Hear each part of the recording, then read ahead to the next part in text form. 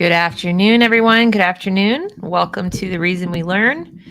I'm your host, Deb Philman, and this is the channel where we talk about all things related to learning and education and all of that. So if you are not already a subscriber, I would ask you to please consider subscribing so you can be notified every time I go live or make another video. And I would also ask that you please consider liking this broadcast and sharing this broadcast out with other people, because watching live gives people the opportunity to ask questions. And I have a great guest here today who is truly a guest because she has what's more like a presentation for us rather than sitting for a conversation or an interview. This is Christie Grace, and she was with me about a week ago talking about her experience as a graduate student and things that happened to her in a master's program. She's back today to talk to us about brain science and human identity formation and grooming. So if you or anyone you know is interested in the topic of grooming, how does it work? What goes on in the human brain? How do we form our identities? Please share and like this broadcast so more people can hear from her. I'm going to let her tell you her background, though, rather than try to do it myself, because I will mangle it. It's quite extensive. So I'm going to pass it over to you, Christy. Thank you so much for being here. Thank you so much, Deb. Is the audio coming through enough? Yes, perfect. Thank you so much. Thanks, everybody, for joining in. I know it's middle of the day, and just to talk about my background a little bit before I dive into former research that I've done and then current. I initially went to school to be a pharmacist. My first undergrad degree that I went for was biology, and I have pre-medicine, pre-pharmD, pre-law, pre-physiology, and pre-vet. I wasn't sure what I wanted to do. But then I spent time in pharmacy. And then I also have a sociology degree with the majority of work being PhD level in community and environmental sociology with a focus on public health disparities, human rights, and international law. And that comes from the sociology lens of like Marx and Foucault, but not in a woke fashion. We never blamed or shamed. Then I have tutored and mentored students for a very long time, and I see clients. After that, I changed careers, and I started a master's program in applied behavioral analysis and working with kids who have autism spectrum disorder, and I designed treatment plans for kids.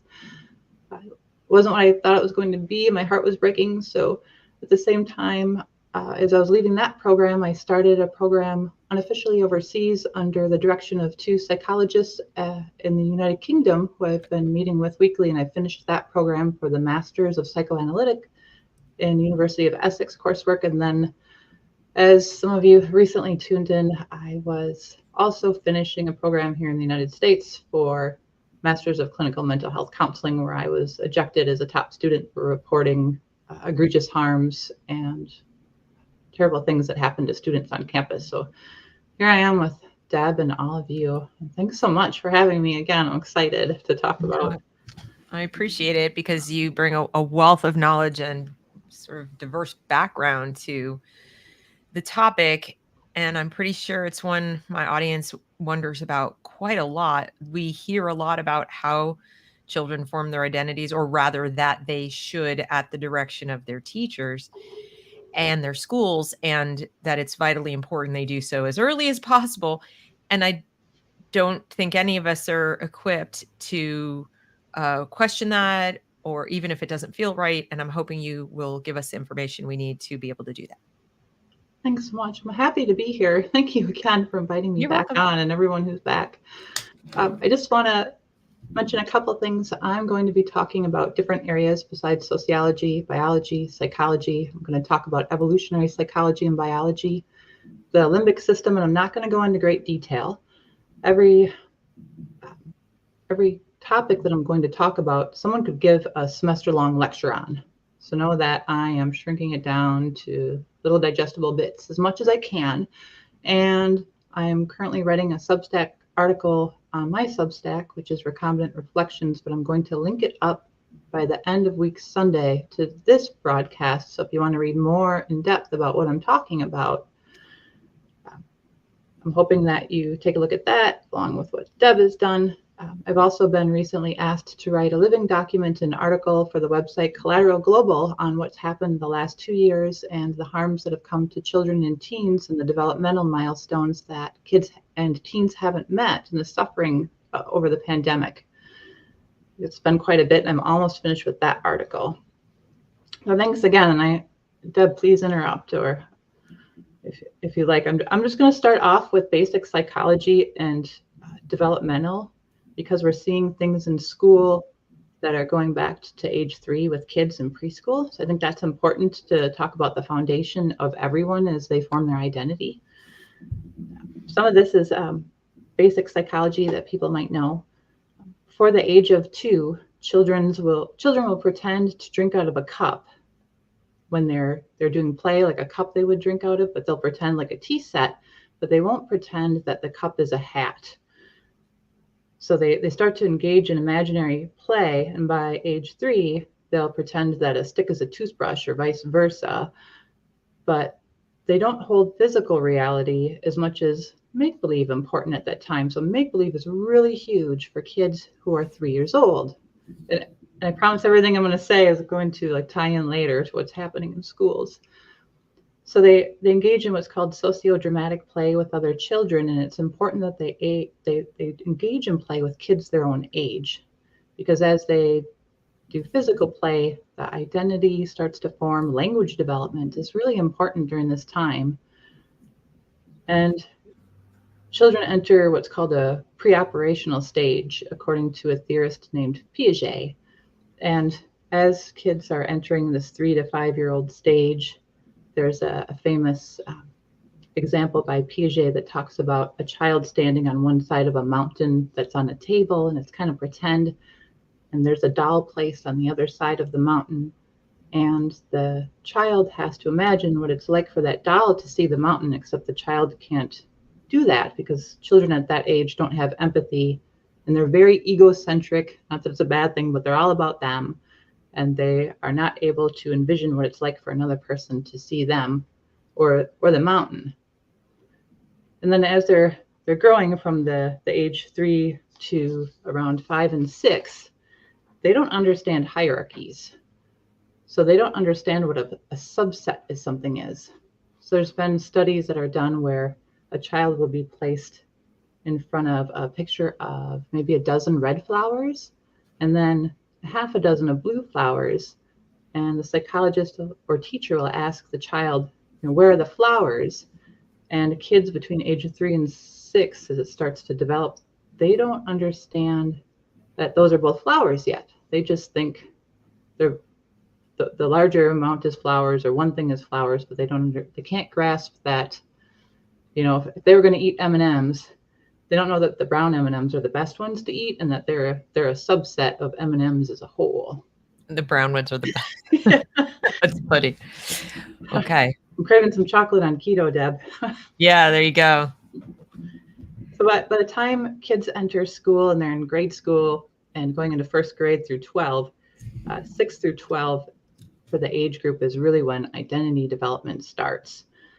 And they've got a change that's happening, and they start to look at themselves as who they are as a boy or a girl, and how they get along with others and their friendships in the world. And that really starts to grow, and it starts to settle in with how they see the world, which are called schemas, which I talked about, in maps, and how they understand the world. And boys will start off by being a little bit taller than girls.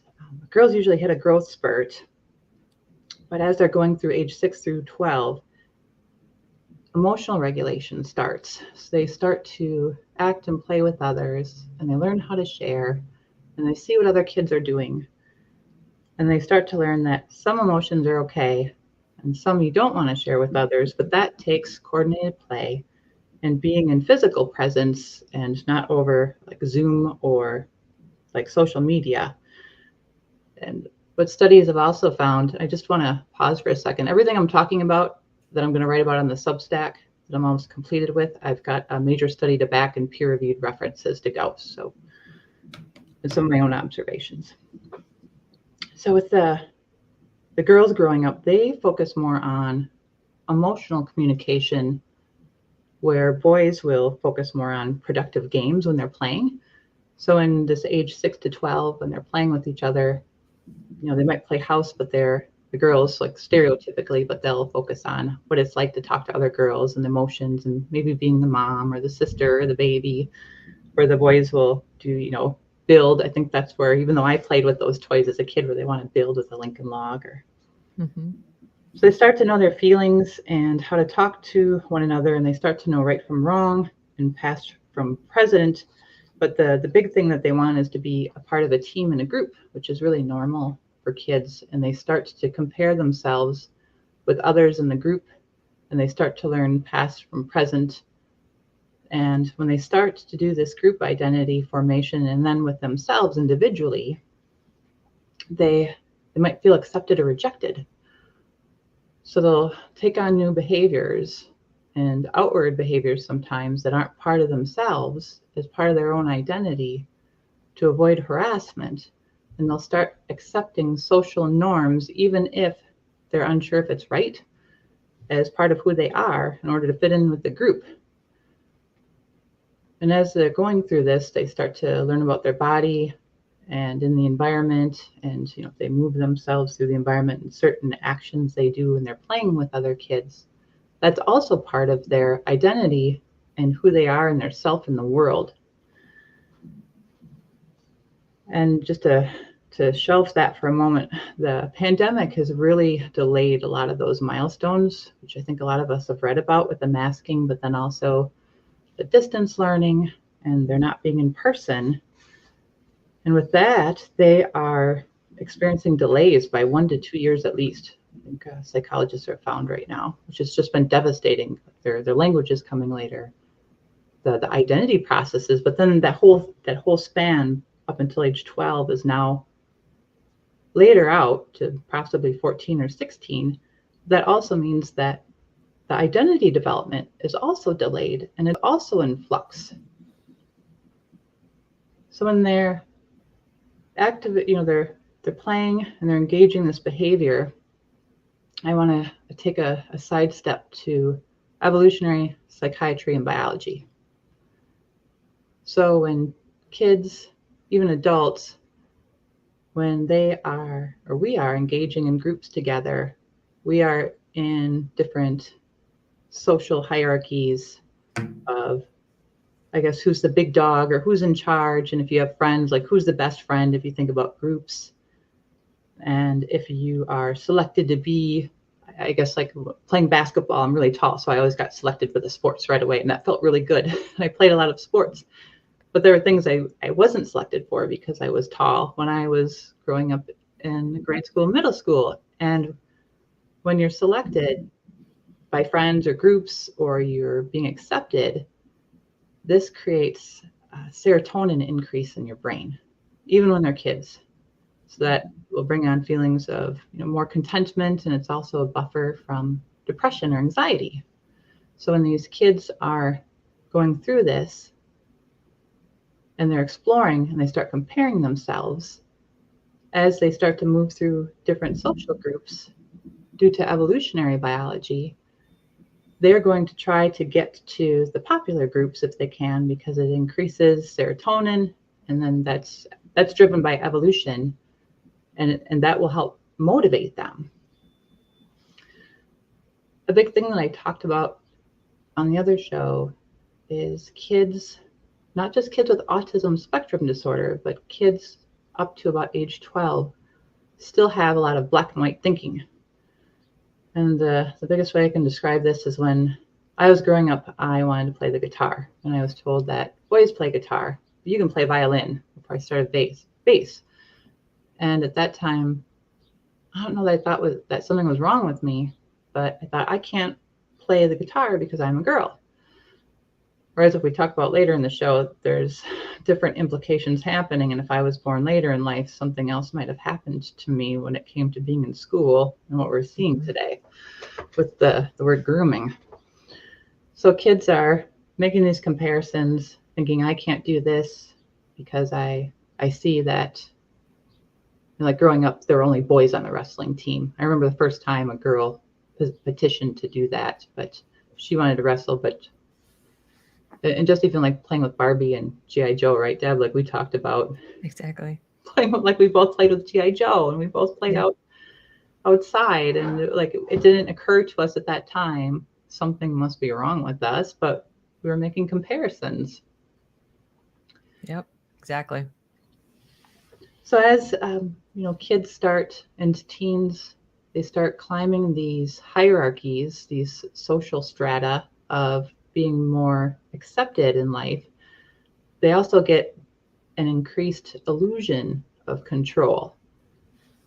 So it kind of feeds back into, I guess, a loop.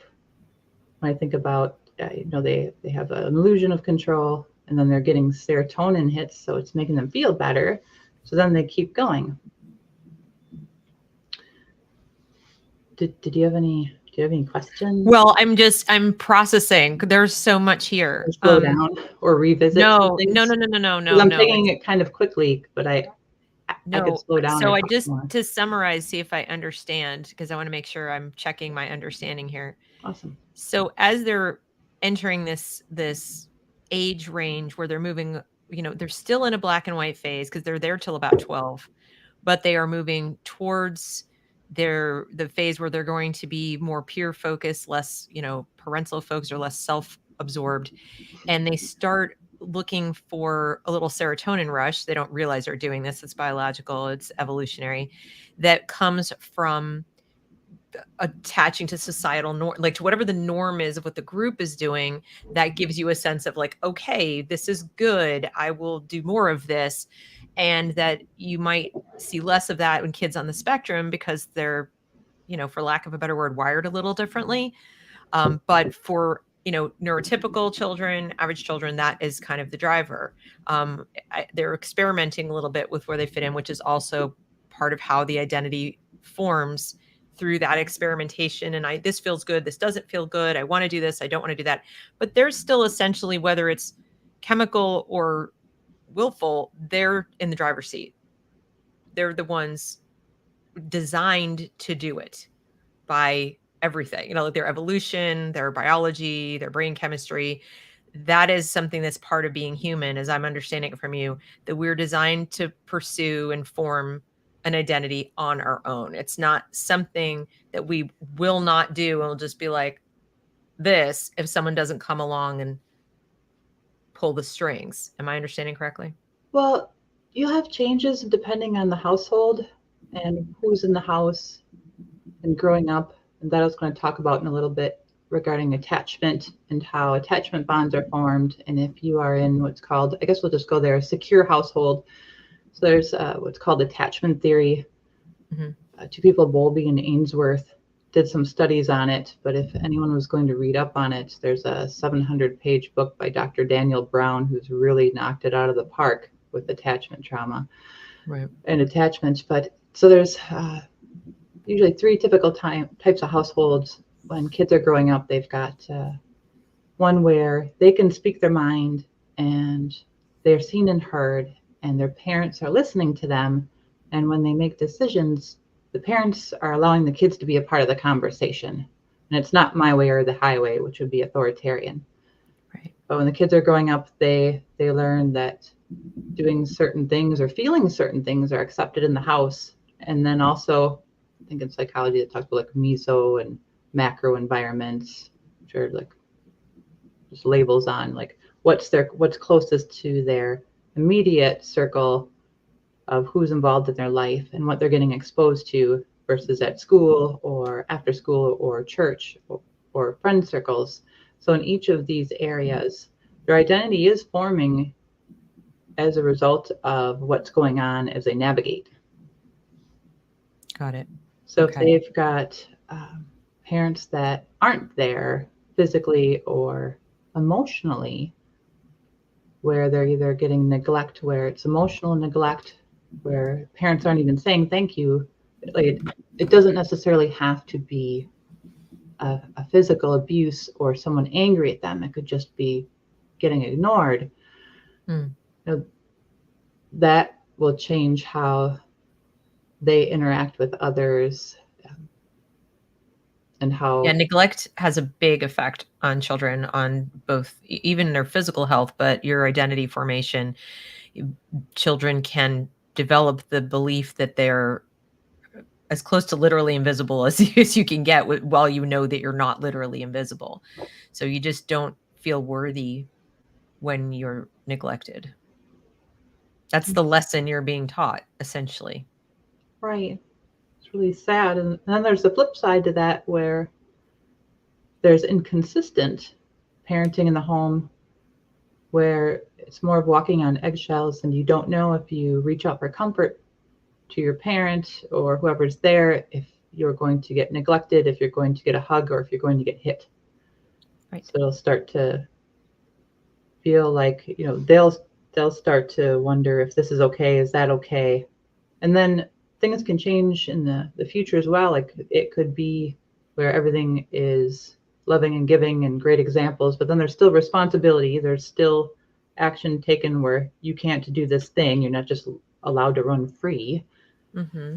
As an adult, but where you could be in a relationship that could impact that was abusive or harmful. So it's not necessarily, I think, set in stone, but kids have their identity forming through those around us. And I was going to talk about this later, but I think it's a good time to talk about the limbic system now.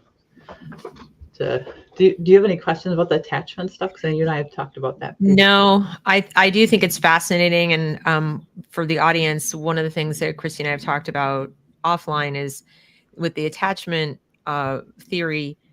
There's the secure attachment she talked about when you're growing up, with these, a consistent amount of loving attention and so forth. You have the other two kinds, just briefly, are the anxious attachment, which might be in a very insecure, like it's intermittent. And you might have an avoidant style if you were neglected or you were badly rejected, or, somebody left or died, or, had some real trauma as far as, and a person you were attached to was gone. So then you avoid forming attachment. So those are the three sort of basic attachment styles that attachment theory identified. They can plague you all the way till you're dead. All the way through your life if you're not aware of them. And you tend to form relationships with people who have the opposite, not insecure attachment style to you, which then causes cycling. So this is, I personally think, relevant, and maybe you'll get to it at some point in the talk, in the school setting, in that if a child is growing up in an environment as you describe, and they enter the school, and you have a teacher who has that opposite style, Yes. even if they have the same style, but generally speaking, if they have the opposite style of insecure attachment formation or whatever, that can set up a cycling between that student or a group of students and that teacher that is decidedly unhealthy. And it might be checked if there were codes of ethics for teacher behavior and, clear boundaries. It wouldn't necessarily be an issue. But once you start removing the boundaries as far as communication and what teachers are allowed to get involved in terms of the identity formation and grooming behaviors, which Christy's going to talk about, then knowing about those attachment issues becomes a life and death situation, in my personal opinion. But it can become very serious. You're spot on, Deb. Thanks for sharing that. That's my summation anyway. So I Thanks. will now defer. I didn't know if you wanted to sum up too. When I've been trying to talk about the features or the things that are involved in each of these categories to try to break it down of what's happening. Thanks so much. And just a sidestep off of that, the dysfunctional and functional dynamics also occur in the workplace. So you could have a supervisor that seems like an abusive parent, or they might not be. They just might have the still resting face, which some people will think of as aggression because they didn't get love. And so then when they have an interaction, things are seen as, I guess, I don't want to say mountain on a molehill, but it's intensifying whatever the supervisor is feeling. But then you could see interactions that look like siblings, which also happens in school, where students will either be bullying each other but maybe that's something that's mirroring something that's going on in each of their homes, and they're replaying out the dynamic from their home and carrying that identity into the school too. And then they've got what's called triads, and then they could be involved with a teacher as well. Like you said, maybe the teacher is very authoritative and demanding, and that might cause more anxiety and stress in the student. Right. So like during these times, they're just more malleable and their brain isn't even formed yet. Yep. So you were about to talk about the limbic system, which I Yeah. think is really important to this, because now we're getting into some of the chemistry behind this, right? Yeah. Okay. I'm going to talk on a different podcast that a therapist is hosting about the limbic system and EMDR. I'm going to go in super detail about that, but I'm not going to go into the big brain structures as much in this one. But so the limbic system is part of your amygdala and your olfactory system. And for humans and even animals, the limbic system knows fear. I think I mentioned this in the other podcast. Our body senses fear before it senses anything else. So if you're 3, 4 years old, even when you're an adult, when you see, I guess the best way to describe it, if you're walking towards a drop off, like I go jogging on the bluffs all the time. And when I'm out by the bluffs, my brain, my limbic system recognizes that that's unsafe for me before my brain recognizes what the grass is or a leaf on the ground. My brain and body and physiology are warning me, but that took years and years and years to develop. And a lot of that's evolutionary and it's built in. For instance, women are hardwired to see men not necessarily as safe when we're alone, because 200,000 years ago, the men was hunter-gatherer and was off gathering food or hunting, and it was the women were at home and they were watching the babies. And then when men would come in, if you look at evolutionary biology, would try to disrupt that or start a new impregnate, I guess is like the least scary word I could use, take over Right. what was happening there. Usually would try to go after the kids, and then the woman would have to defend off. So the women, even 200,000 years ago, women were fighting off invaders into their own home, which were men, while their mates were out gathering. So that's built-in evolutionary, just like dogs see mailman and see the uniform without ever knowing a mailman to bark at it, that there's studies showing that that's also built into dogs. Not to compare humans to dogs, but there's all these things that are built in. So when a kid is walking with a parent, like a 3 or 5 year old, and the child sees a spider crawling on the ground, the limbic system is either in a neutral state or slightly elevated. And that 3 to 5 year old or even older, if it's the first time seeing the spider, I think those of us who've been parents, like the kid might just like pop the spider in the mouth, like you just ate the spider. I don't know, like putting everything in their mouth, like it's just a little snake. It's no big deal. It's protein. But as the limbic system starts to grow, which is part of the identity and your body and what you feel is safe and who you are, the child is going to look to the adult and to the closest adult, whether it's the parent or another trusted adult, and we'll watch the reaction of that adult to say, is this thing safe or not? Can I be around this thing? So their system, which is comprised of many parts of the brain, the hippocampus, the pituitary gland, the adrenal, you've got the amygdala in the back, and cortisol's pumping through, a bunch of other neurochemicals. As children move through their worlds and as they grow, their limbic system is forming and making memories. And a big thing about memory is that I don't want to say a lot, but psychologists and therapists get wrong. Just to shelf that for a second, especially if you've had trauma, you should never, ever, ever, ever, ever journal out an autobiography of your trauma, because your memories aren't there to serve as an autobiography of your life. They're there to protect you with your limbic system and have fun and live your life, but not to cement it into yourself. So it's not there for you to, I think it's great if you recall the good memories like that and write an autobiography about the good stuff. But if you start writing an autobiography of all the bad things and going into great detail and when it was, you're going to start adding timestamps to your identity, and you don't want to do that. So when the kids are growing up, they're forming part of who they are, but it's going to make a difference in how they react for the rest of their lives around whatever it is that they're reacting to. And that could change, going back to the attachment stuff, if they're in a home where they are walking on eggshells and it's inconsistent and it's the anxious type of household where you either have an anxious parent, maybe one is great in providing love and care while the other one's not, and it could still be inconsistent. Right. Their limbic system is going to start to be in tune with that, and they might carry that into other spaces, or maybe everything's great at home but they're getting bullied at school. Right. So then that's going to impact their limbic system, but it's going to start changing, and the physiology and the connections and the responses will start activating.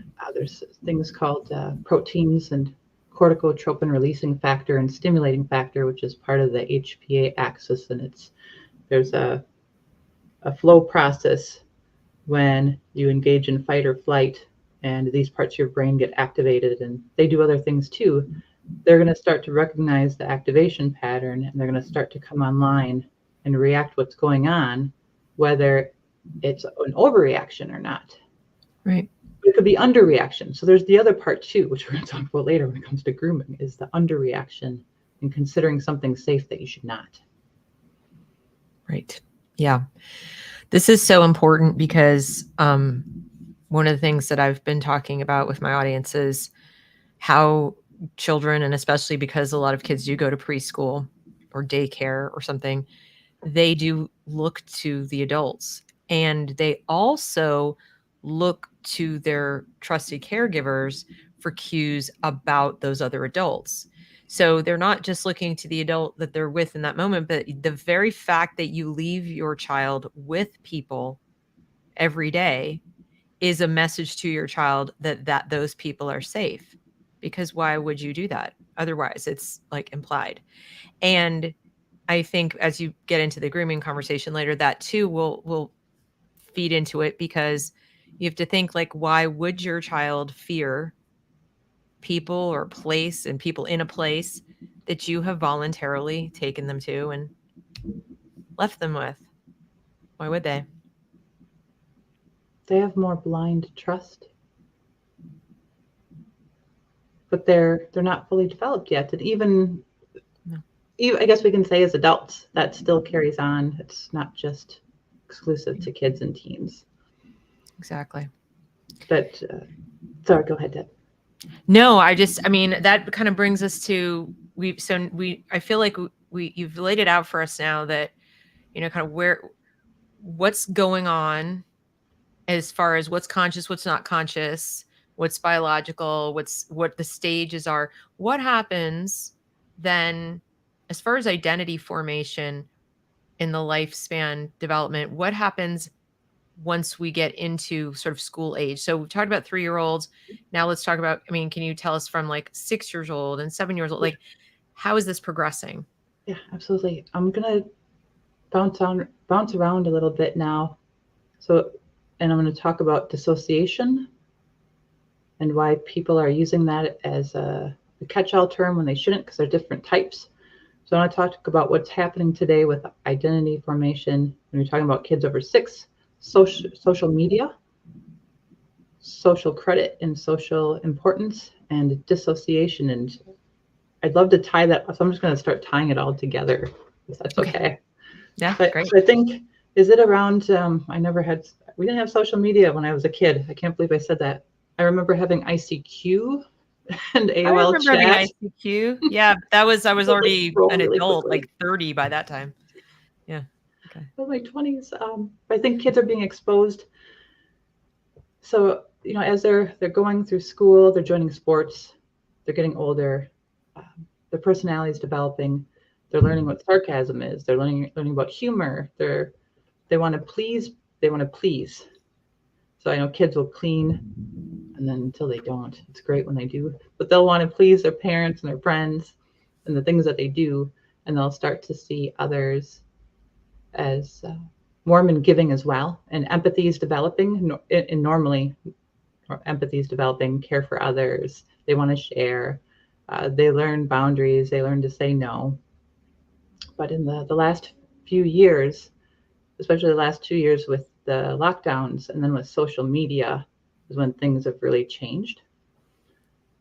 I want to jump to dissociation and depersonalization with trauma, if we could, in the limbic system, because that's going to tie into what's happening today with everything. Please, like, stop me. Like, I'm just going to give some definitions, just some broad definitions. No, I'm fascinated. So I'm just listening here. This is great stuff. Okay, keep going.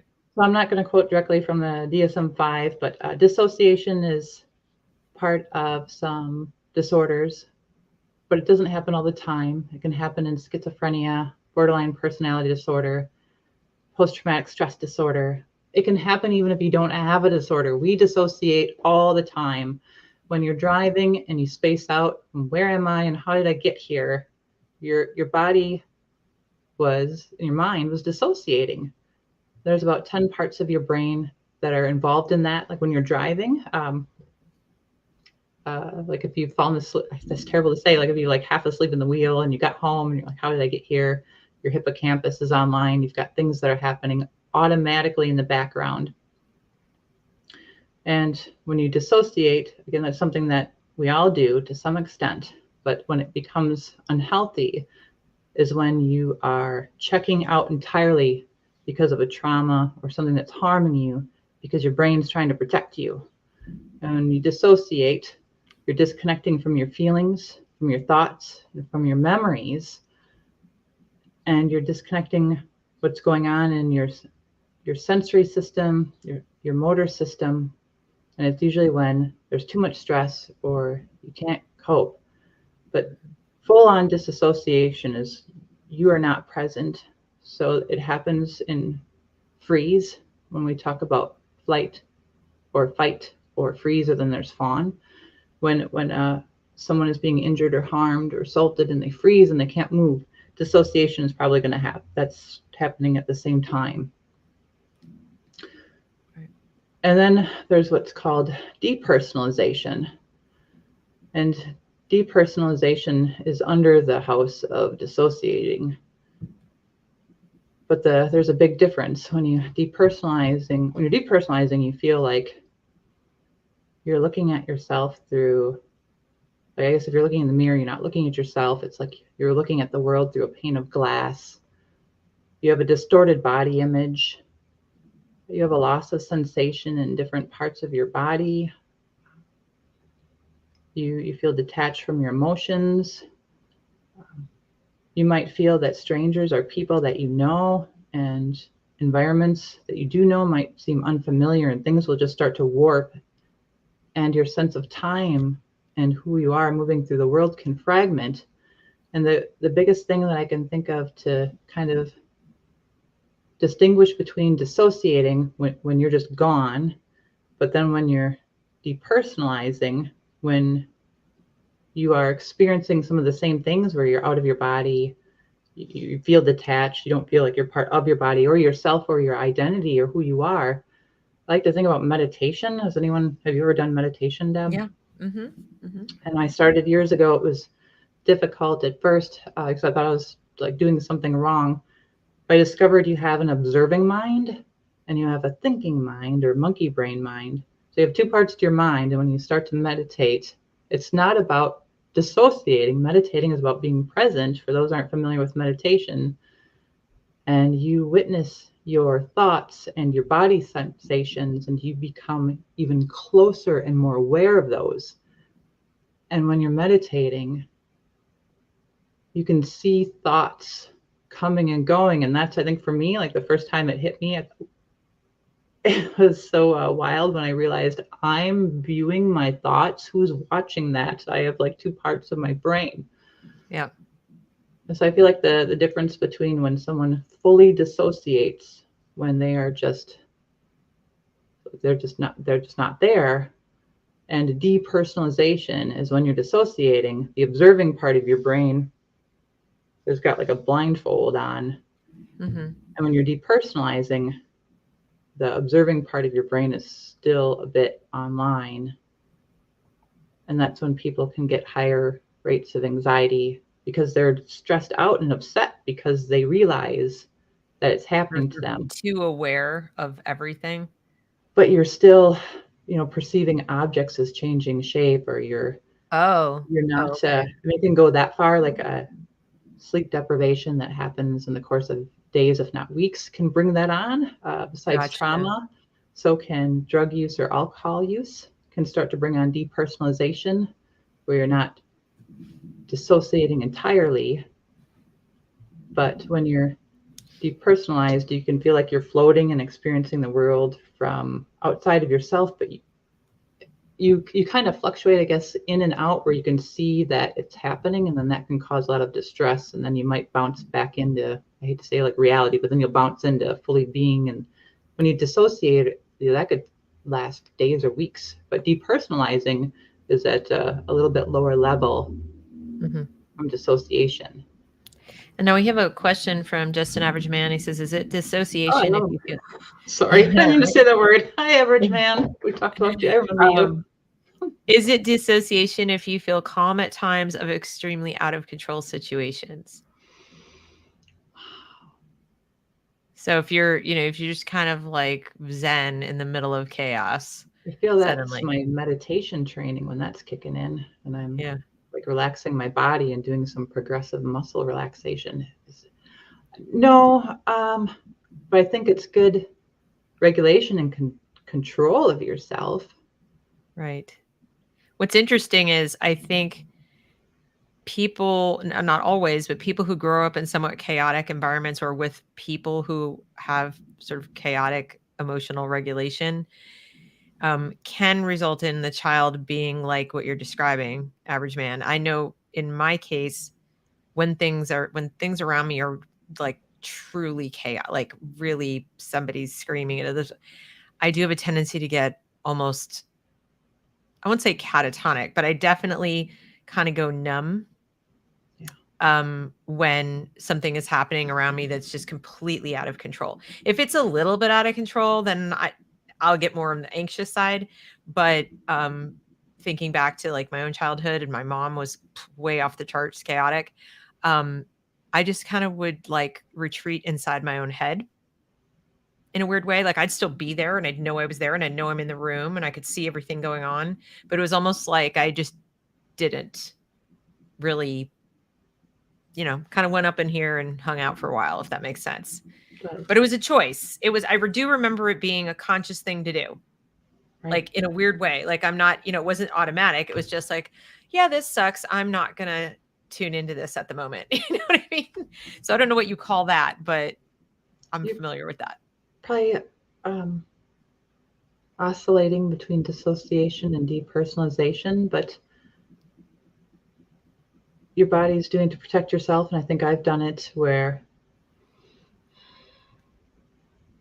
I've been in, I can't believe I'm going to say this, a 3-hour physics lecture, because that was part of my like organic chemistry and physics and calculus. And I had 3 to 5 hour blocks of physics sometimes. And even then, like our brain, like you would just space out.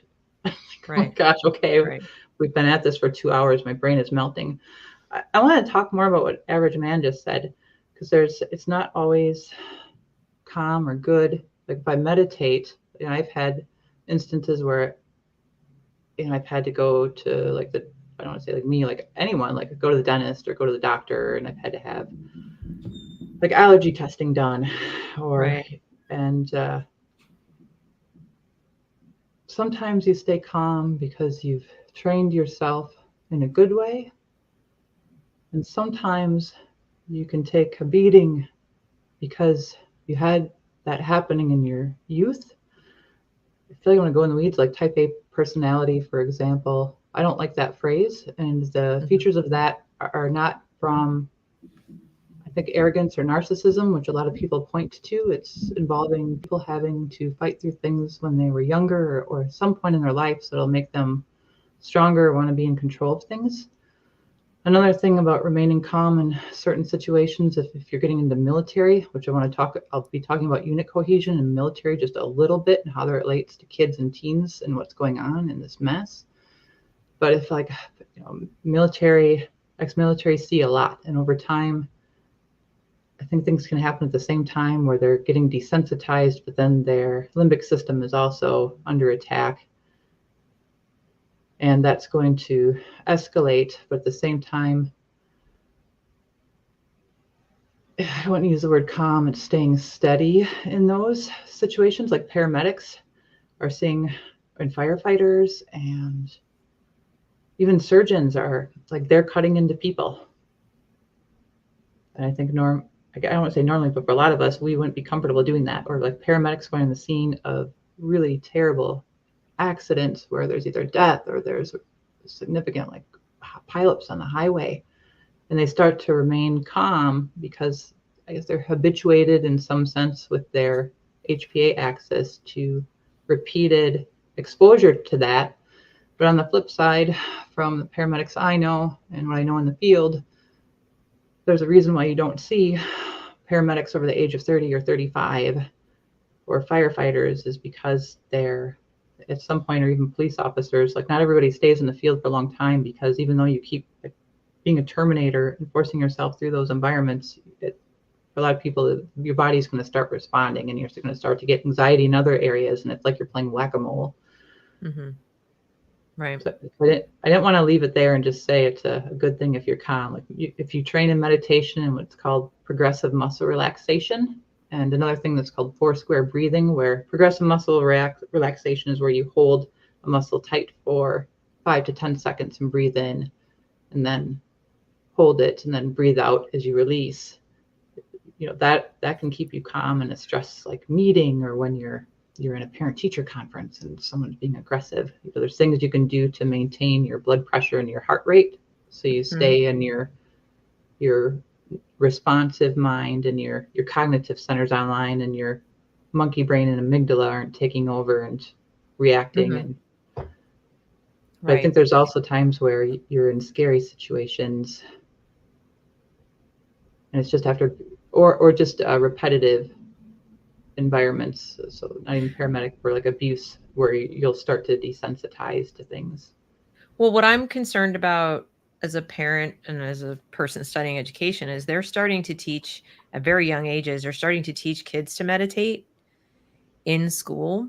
And I know a lot of parents think this is great. And they're like, oh, this is awesome. They're teaching my child to meditate.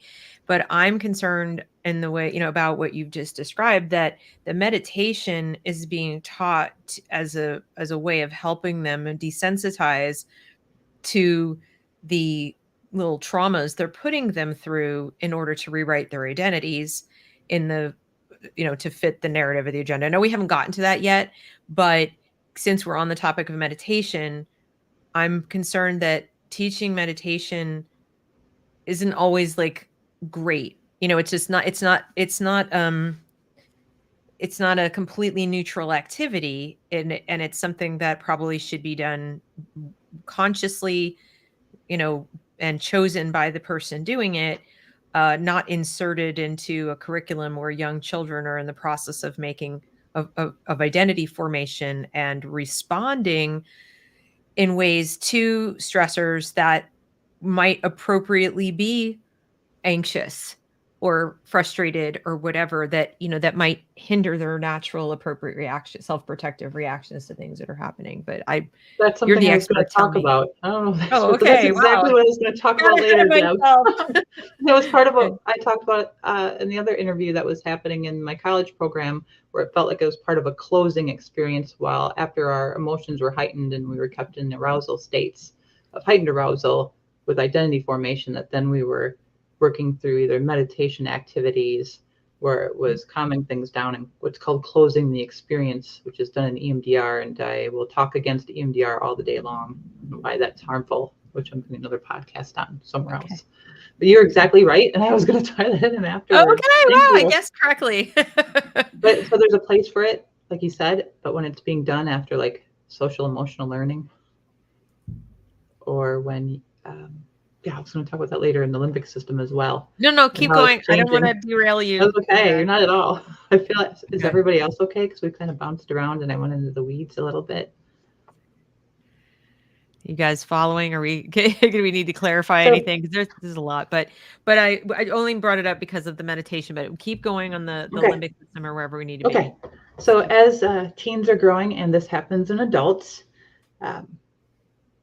the limbic system and what's called the human leukocyte antigen, also called major histocompatibility complex, is in all humans. It doesn't matter what our age, it's in animals. So when kids are growing, their sexuality and arousal starts to come online. And that happens in person, which is something that was also getting delayed over like Zoom, where when teenagers are growing up or even adults, when you're around someone physically, not only do you know that that person, more times than not, because of an attuned limbic system, which was taught by your parents properly to avoid, there's also parts of people and facial expressions, and that are kind of known categories. I think pedophiles, there's been profiling on their face, like their actual facial structures, like they have common, sounds terrible to say, but there's studies that prove that. So when, they're getting older and they're getting teenager, going into middle school and high school, the HLA, human leukocyte antigen, is responsible for sexual attraction. It doesn't happen online. It doesn't happen on the internet. It doesn't happen from talking to someone. It happens from being in person before speaking. When you are around someone that you're comfortable with, or even a friend, your body knows, and your limbic system is in tune to the actual genetics of the other person. So if you're going to be romantic with a person, like older teens, your body knows whether that person's genetics are closer to yours or farther away. And that's part of like Darwinism and fitness of the species and sexual reproduction. But it's also happening with who you recognize as safe and who's not. So that's part of that system as well. And when the limbic system is happening, I feel like I should just like jump to we've talked about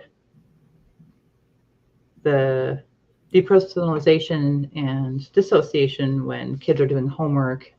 And there's also the distorted body image that can happen when kids go online. But I want to talk about social media because I didn't know how much time we have, but I wanted to hop in and tie this into depersonalization on the internet and how identity is forming on the internet. Do you have any questions? And again, I'm writing a large thing as fast as I can. I'm about 40 pages in, and I'm going to try to condense it down. Going to let you keep going. So now we're into depersonalization on the internet. Yep, which is for everyone, sadly. So I did some research beyond what I just talked about, and I've spent a lot of time, as I told Deb, in the last few weeks preparing for this podcast, and I found studies I wasn't expecting to find, which have just shocked me. And some of it I knew already, but not quite in depth. So I'm going to talk about a couple of studies, and this is happening with kids, teenagers, and adults. But for kids and teens, it impacts them more because their limbic system is still forming and still making changes in really crucial times. And so are the synapses in their brain. So is their physiology. So are their memories. So are who they see in the world and how they function in the world in physical space around other people. One of the first studies I looked at was actually during the pandemic, and there were over 600 participants, which is a pretty large number. And it spoke to teenagers and adults having increased use of social media. So no matter what platform, texting, and the craziest part that they talked about was what we're doing right now over video and Zoom. And the more that teens and adults and kids used the internet or even Zoom for e-learning, the higher rates of depersonalization they had, feeling separated from their body, having anxiety, They report all participants across the board reported having higher rates of negative emotions.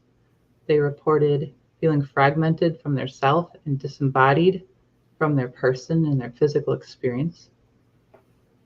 This included playing video games especially, but that's part of the group. It also included consumption of passive media, such as watching movies or I don't want to say the platforms. Those weren't as correlated as high, but the social media usage and the even Zoom meetings are highly correlated in showing that it is directly related to it. And I think they were pointing to causation because they had a lot of statistical analysis and methods section. It was quite an extensive study that it's causing, especially teens, to feel disembodied, feel depersonalization, where their sense of self is being, I want to say deconstructed, but it feels like it's being infiltrated. And the biggest part of the study that really was upsetting for me to read is that it didn't matter how much time the kids spent around others physically, it didn't mitigate it.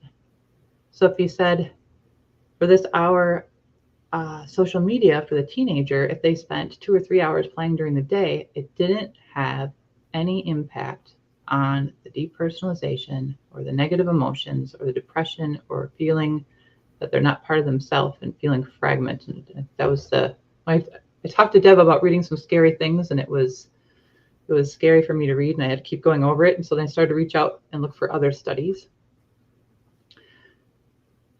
So the more time that the kids spend on social media, the higher scores that they had, and they used depersonalization assessments. So all the assessments that were used were like Beck's anxiety score. It would be higher level or paid for assessments that would be used in psychiatry or psychology, depersonalization scores, and then it was also impacting their motor skills and their felt sense to the body, because when they're on social media or they're distance learning, they had less connection to their body. So it was scary for me to read that there was no buffer. The study also talked about physical activity, like going for a run or playing basketball, had no impact. No impact. No impact, Deb. I'll send you the study. So I kept everything. I'm going to write it in my paper. And I hate to use the word freaking out, but I was getting really upset when I was reading this, because the other stuff I've learned in the other degrees that I went to school for, but this was something really new to me, and I just had to. I didn't really get much sleep last night. I was like going over it and making my notes again. Now, the question parents are going to ask, I think, is what's the threshold of social media use at which this occurs? So it's 0 to some. That's it. Well, it's going to depend on the other things we talked about. It's going to depend on the limbic system activation and how things have been formed growing up, what kind of household they had. It is going to depend on how much they use it. So they're going to get dopamine hits because of the intermittent rewards that are built in with like the likes on Facebook. So it's going to engage what's called their nucleus accumbens. So it's going to give them pleasure when they go on social media, which causes them to depersonalize. And then it goes into this feedback loop. And I'm going to talk about social media and a big study of 14,000 participants that was just done. Oh, it's like it's going to be okay. I feel like we're going to be able to fix it. I feel like we're going to be able to fix it. We are. I've been thinking about this a lot. Sorry, I looked at that space. That was me when I was texting you saying, I can't believe I'm going to talk about this. Well, I hope that parents of young children watching this will be motivated to keep their kids off tech as long as possible at the minimum, so that they can do as much of their identity formation and as much growing up, and that their limbic system can mature and they can develop healthy bonds with people before they ever get online. Because you mentioned this affects adults and children. Right. But I'm curious, what was the age? Was the age of the people studied across the board, or was it like, what were the age ranges? Across the board. There were more adults. And there was zero difference. So in other words, somebody like me who made it all the way to basically 45 early 40s without Twitter, Facebook, whatever. Not that they didn't exist. Like I wasn't really doing anything with them, and then started using them. Did that make a difference or no? Or was I just like immediately corrupted? That it didn't show for, but you have an awesome point, and that's something I thought about because I don't use social media as much as like I use it more for productivity, or it has an end to it. It's like a means to an Same end. with me. Like I use it very intentionally for Intentionally. work. I use it Yeah. deliberately. Yes. I engage in certain specific ways. But if I had to be, and I've done this, if I go on vacation or I'm not on it all day or whatever, I mean, I might be like, I wonder what's going on, like you would with anything that you're kind of used to using, but I don't start to twitch. I don't feel like, a smoker who needs to, to smoke that cigarette. Um, but I do see that with my children. Social Uh, media is the new smoking, so some others have yeah, said that I when you say that. do see that, or their favorite video game type of thing. And I've been so careful to say, like, well, as far as safety, I've been focusing so much on safety, so they're not allowed to have open access to. They don't have Twitter, Facebook, whatever. They have, like little private Instagram accounts where I know every single person's on there and I know the password and all that. And they have, a game that they play that is located on their phone, so they can just play it like on the phone and so on with each other. So in other words, they can sit and like on whatever and do it too. But even that, I notice they do too much. Right. If I say, let's go out and let's go here and let's meet up with people, it's like, nah, I don't want to. And that is concerning. And yet once the toothpaste is out of the tube, it's really difficult to get kids who've grown up that way to find joy and interest in doing other things. But for me, I'd always rather go for a hike. I'd always rather go do something else. It's just not always as easy to do, especially during lockdown, as sit on your computer. Right. I think we all have, because we lost our connections.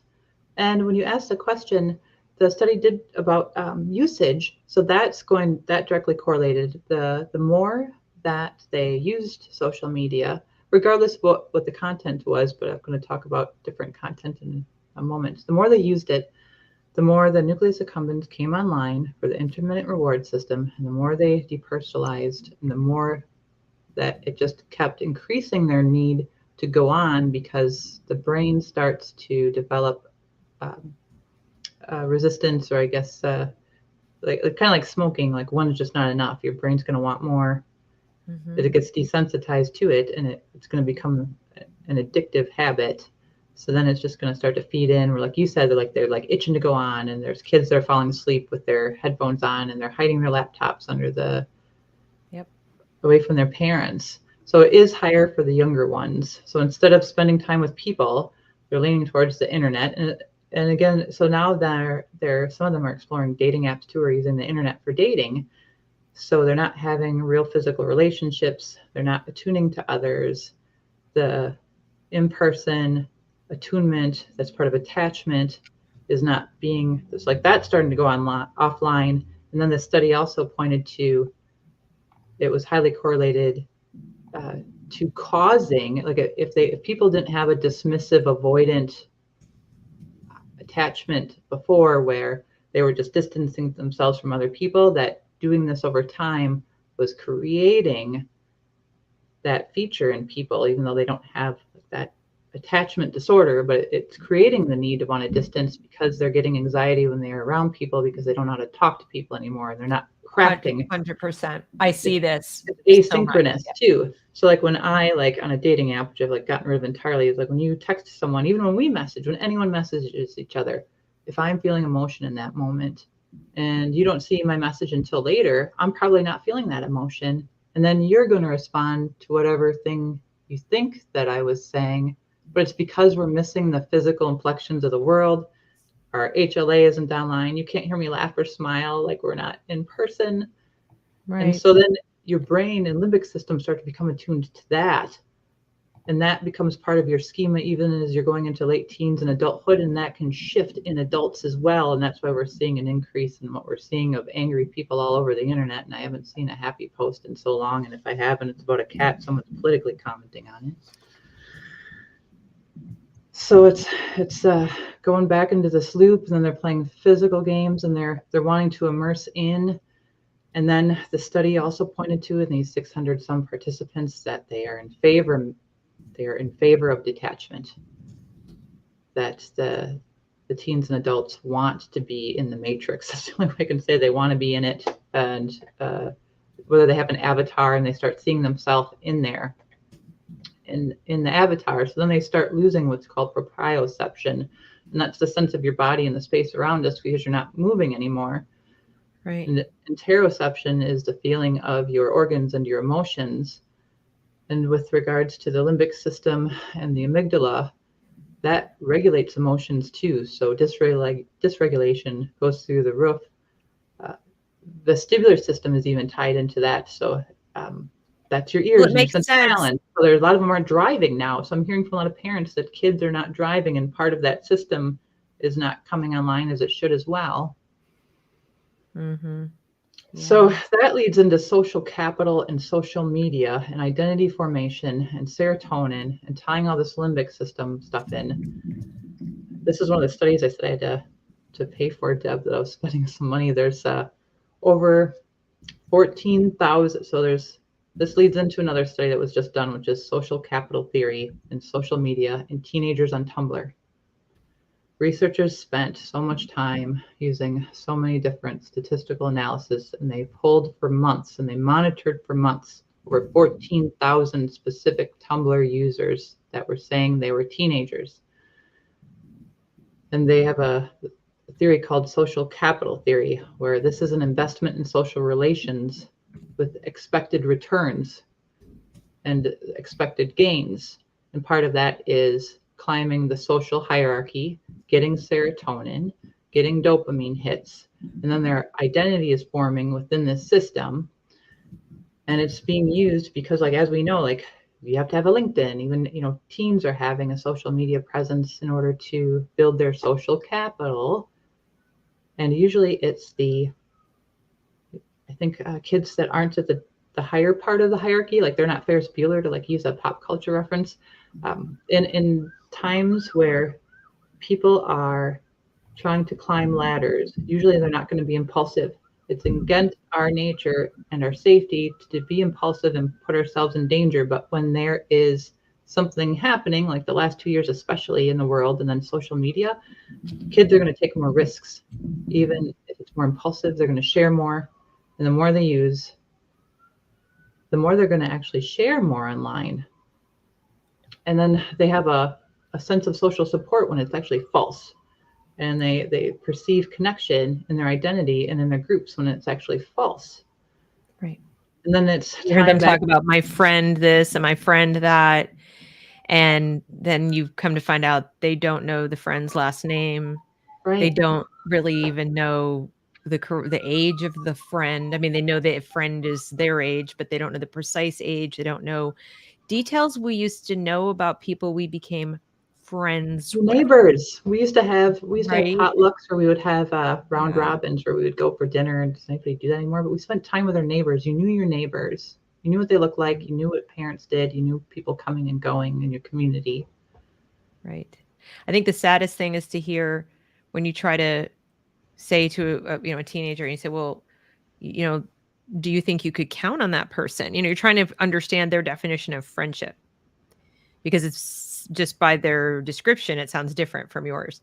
And you find out that they take it as a given that, well, no, of course not. Of course I can't count on that person. Why would I? What? No. And then you realize, like, they don't have a vocabulary word to describe these people. Right. So they're using friend. They probably don't even know the word acquaintance, just from the standpoint of word usage. We don't used to use stranger danger. I don't think we that's talk about even strangers and we talk about friends.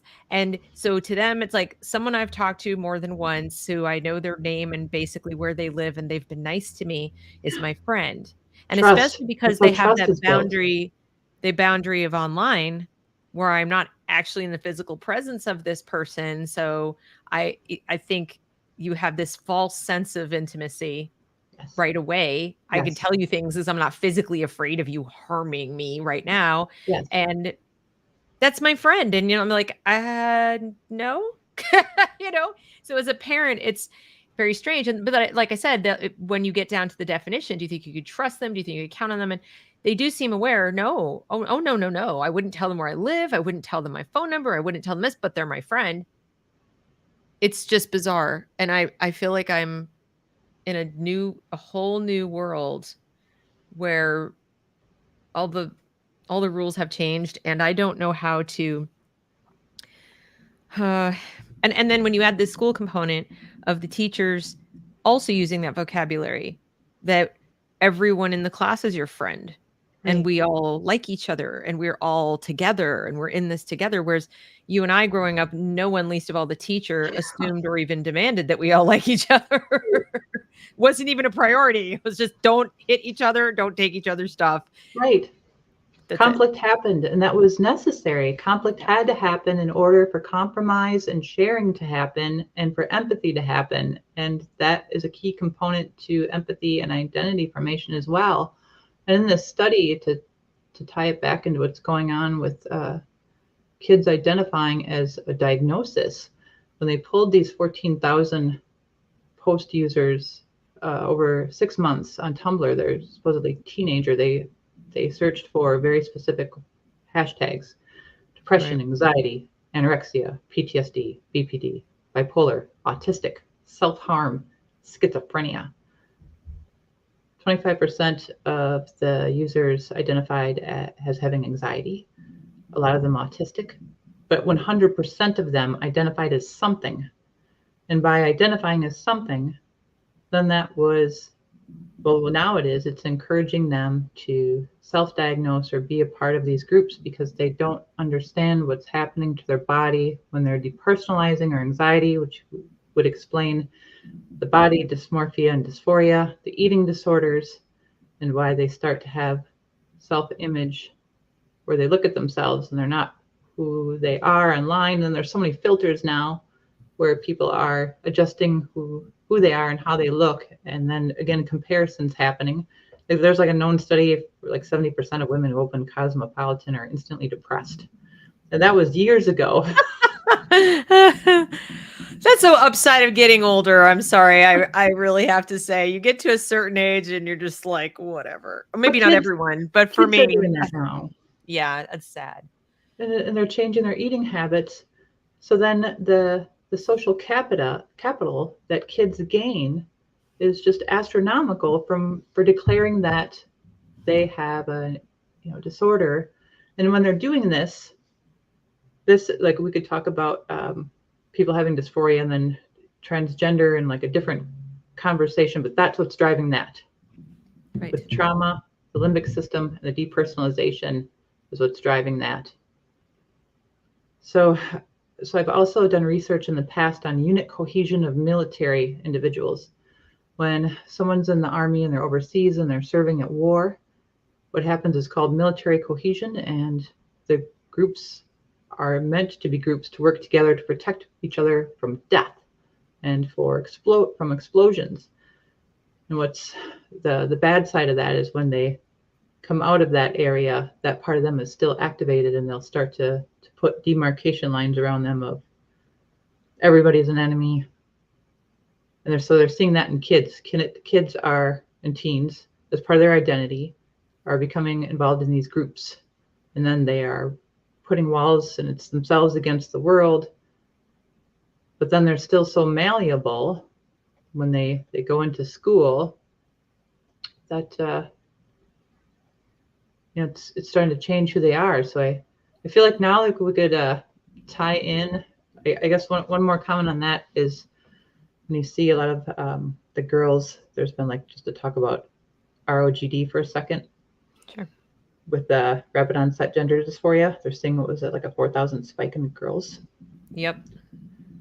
Women and girls have a much higher sensitivity to the HPA axis than men. We have different levels across the board, which research has proven. Different levels of cortisol is higher.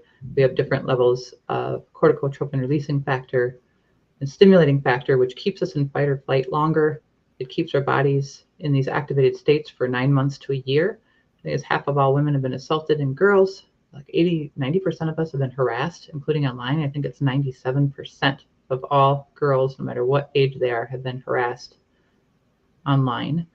So this is happening at the same time. When you talk about girls, it's happening with boys too, but when you're under times of stress like that, anxiety and depression, and you're depersonalizing, and while you're wanting to gain acceptance into larger groups, and you're increasing your impulsivity, and you're climbing social hierarchies, and it becomes a feedback loop where you're getting intermittent rewards. So then it increases what you're doing, and it's impacting your relational values. You have a disembodiment of self. You have teenagers saying they're dating someone that they haven't ever met. And well, adults do that too, but it's not real. You're not attached to anything. Your HLA isn't there. Your brain is filling in where the physical is missing. So then we just want to jump in when they go into a classroom. Teachers, like you were jumping right in, Deb. Did you want to say it? Teachers are teaching, and it's happening, I think, all over the place where teachers are. And we should say not all of them want to do it. So, well, they're told, they're used the worst scare tactic there is. They're told, if you don't do this, kids will kill themselves. Yes. Yeah. And so it's a lie. And if you really could get people to start, as my guest this morning talked about, if you could get them to ask, or rather answer one question, because they're giving these hormone puberty blockers to children very young, frighteningly young. They're still in the play stage. Yes, some of them they're actually looking into giving them to 3-year-olds. They don't. The 3. Where parents are coming and saying, "I have a trans baby. I have a trans child who's 3." Right. I don't bring up my daughter much. I have a daughter who's turning 21. She's triple major, off like killing it in college, and her boyfriend. She is like when she was 3, she thought she was a worm. Like we called her a burrito, or like she'd like wrap up and like scoot around. Sorry, Deb, I didn't mean to like they're still engaged in imaginary to play. And then after with the disembodiment and the depersonalization, and then especially after the last 2 years, that time frame is increased. So it's not just age 3, it's going up to age 5 or 6. I think they're putting them now for the milestones. Right. But he said that they're using that message with teachers. Of course, teachers, most of them are well-meaning, and they're not experts at all of this. They haven't done all the research Christie's done. They're not biologists. They're not sociologists. They're not any of they're teachers, and especially elementary school teachers. They're told children will commit suicide if we don't affirm. And you should go as young as, I heard people in New Jersey, these were policymakers, and they were speaking to the Association of Administrators, school administrators for the state, and telling them what the legal policy is for the state and what they should do. And they said as young as 6, they needed to affirm, as long as the child had a persistent pattern of saying, "I'm the opposite sex." That's it. That's all it took. They didn't need to talk to the parents or talk to a doctor or anything. And his comment was, ask them, okay, how many 6-year-olds have committed suicide because they didn't get puberty blockers? Okay, how many 7-year-olds? Okay, how many 10-year-olds? In other words, the number of people that you could conclusively tie to committing suicide because they didn't get the same chemicals put in their body that they use to castrate violent criminals is probably statistical 0. And yet it is accepted dogma. It's just the accepted thing when you, as you pointed out with the limbic system, fears that first thing that you sense. Well, they can leverage that with the teachers. Last thing you want to do is be tied, certainly by official policy, to a child's suicide or to a child's mental health problem in a way that somebody could, the majority of people would accept it was partly your fault. Right. Even if you think it doesn't make sense at all, you want that plausible deniability of, if I do what they say and bad things happen, at least it won't be my fault that the bad thing happened. And we are doing things now that are completely nonsensical. And that's the thing. They will kill themselves if we don't do this thing that is objectively harming them. Well, then we see the teachers, and they're always really young.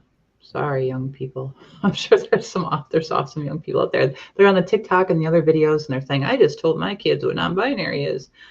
Right. And they're like we showed the last time, the gender unicorn, that trans is anything that's outside of stereotypes. So it said it right on the lecture slide that they're learning like sex organs, and then they're learning that boys are safe in girls' environments. And like in Madison, Wisconsin, the Supreme Court of the state is fighting against that man who's in his 40s. I think it's Ellis. I forget the name of the school, and it's happening in other schools too, where men who want to wear dresses or say they're non-binary want to enter and they're not just asking to enter the women's bathroom. They are demanding that they as men, as adult men, enter the bathrooms of grade schoolers. So this is like the main reason I'm like fighting for this, with you, Deb, and everybody else. And then, but at the same time, so children are looking to the adults for what's safe. So they're starting to learn that it's all right that this adult guy is in the bathroom with me at age 6, and that shouldn't be the case at all. They're like, alarm bells should be going off, and they should be running to a teacher saying, this person doesn't belong here. They don't belong here with me. This isn't safe. And it's boys too. So I'm making the assumption that it's happening. It just doesn't get talked about, I think, as much in the media, but I assume it's happening with young boys too, that they're being subjected to people that are adults in their spaces that don't belong there. And all the conversations you probably had, Deb, before with other people about what's happening in schools, and when you say grooming, that it's their entire limbic system being rewired, and they're depersonalizing at the same time. Mm-hmm. And I can't even imagine what things are going to be like in 5 years down the road. It scares me. And then how do we combat it other than change the laws? And I don't mean to get ahead of us, but that's part of what the grooming process does. They're just accelerating it, in my opinion, because in the past, a groomer, let's say an individual groomer, would need to individually break down the healthy boundaries of their target, using a variety of very, predictable steps that would have the same impact that Christie's talking about, of sort of desensitizing, depersonalizing, establishing trust. Sorry? It's done by teachers now. Right. But now it is being done by teachers to 30 students at a time. It's being done by a principal to the entire school in an assembly, for example.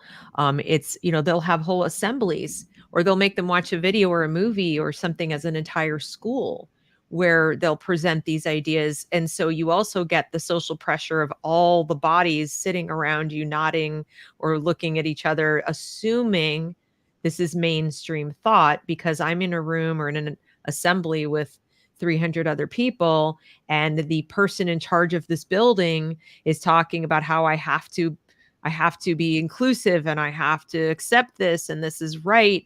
And as you said, they're looking to the adults to decide what's safe. Right. So, and for those who don't immediately go along, there's a cognitive dissonance that is incredibly uncomfortable. Did we talk about that last time, or was that in a private talk that we had? I think that was private, and I think it'd be good to talk about that, because there are parents who come to me and say, well, that's okay. I'll inoculate my child against this and teach them what's right at home, and then send them into this environment. And I think they don't understand that they are also going to suffer. Right. Because that happened to me in my program, because I was solid in who I was, and then I just kept getting bombarded. And kids, it's even worse. So there's studies proving what Deb is saying, where if kids, it's not that you don't want them to go along with what's happening, but there's when they're just getting subjected to it, and they start giving into it, versus when they don't give into it. And again, I'm saying, like, you don't want this to happen to your kids at all. Like, would you push for homeschool too?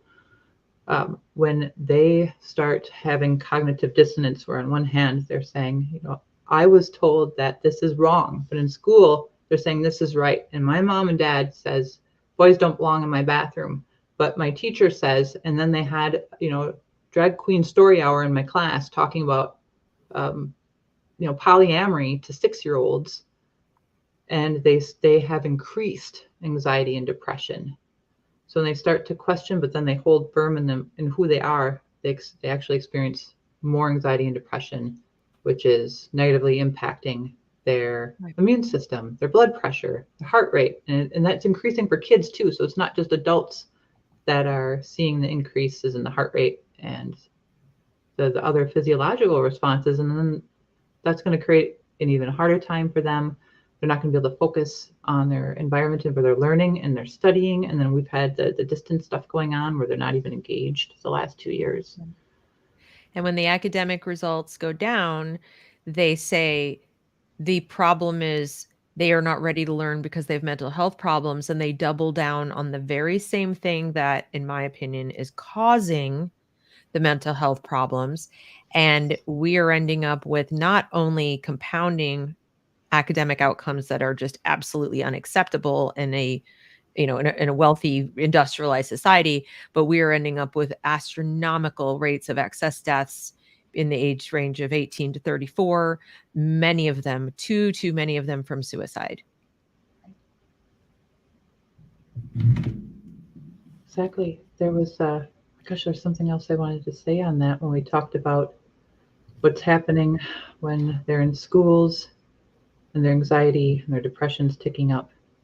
When you talked about milestones and then disorders, so that was a thing I kind of posted on Twitter was, okay, 1 to 2% of the population, whether teen or adult, depersonalize and dissociates fully when it's something that's not good for, it's a harm to you, or and it doesn't mean you have a disorder, it doesn't mean you have PTSD, but 1 to 2% of the population dissociate under trauma or are starting to dissociate.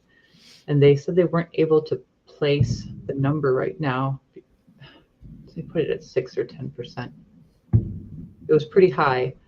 And then the diagnosis is, like you said, not just because kids are identifying as having anxiety or saying they're atypical for, or they have autism spectrum disorder and this is me and I'm part of this group now, but it's happening to them. And I think someone said that like bipolar disorder has gone up. You can't be diagnosed with that until you're an adult, but like conduct disorder in kids has gone up. The first year of the pandemic, so 4 out of 10 kids under the age of 10 were exhibiting symptoms of post-traumatic stress disorder. And so it feels like what's happening to them with the depersonalization, what's happening to them in the schools, with their limbic system is upstream, creating them to go to therapists. Nothing wrong with therapists, but then they'll go into the affirm. Like not all therapists are created equal. And then they'll go into someone who's affirming them, who is part of this is who you are, live in your anxiety. It's part of your personal lived experience, and that your personal reality is your objective material reality. And they're being encouraged to sit in their feelings, which I don't want to hear another time. Just like rant on. Sitting on your feelings is not always the best thing, especially if you've had trauma. You just sit there and journal. I have anxiety. I have anxiety. I have anxiety when I'm depressed. When that is part of their identity formation that's happening. So then their world shrinks and their bubble shrinks. They don't go out in the world. And they don't experience things. They don't get in the car and drive. Even before the pandemic, there was a serious decrease in the amount of teens that were driving. Yes, and it's getting worse. I think the affirmation, by the way, is not just for the gender dysphoria. Kids are being affirmed in, I just wanted to make sure people are understanding that correctly.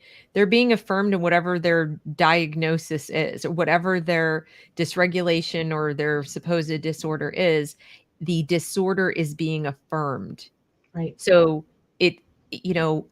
let's put it this way. The main difference between how they affirm gender dysphoria and how they're affirming eating disorders is we're not doing liposuction on anorexics. Right.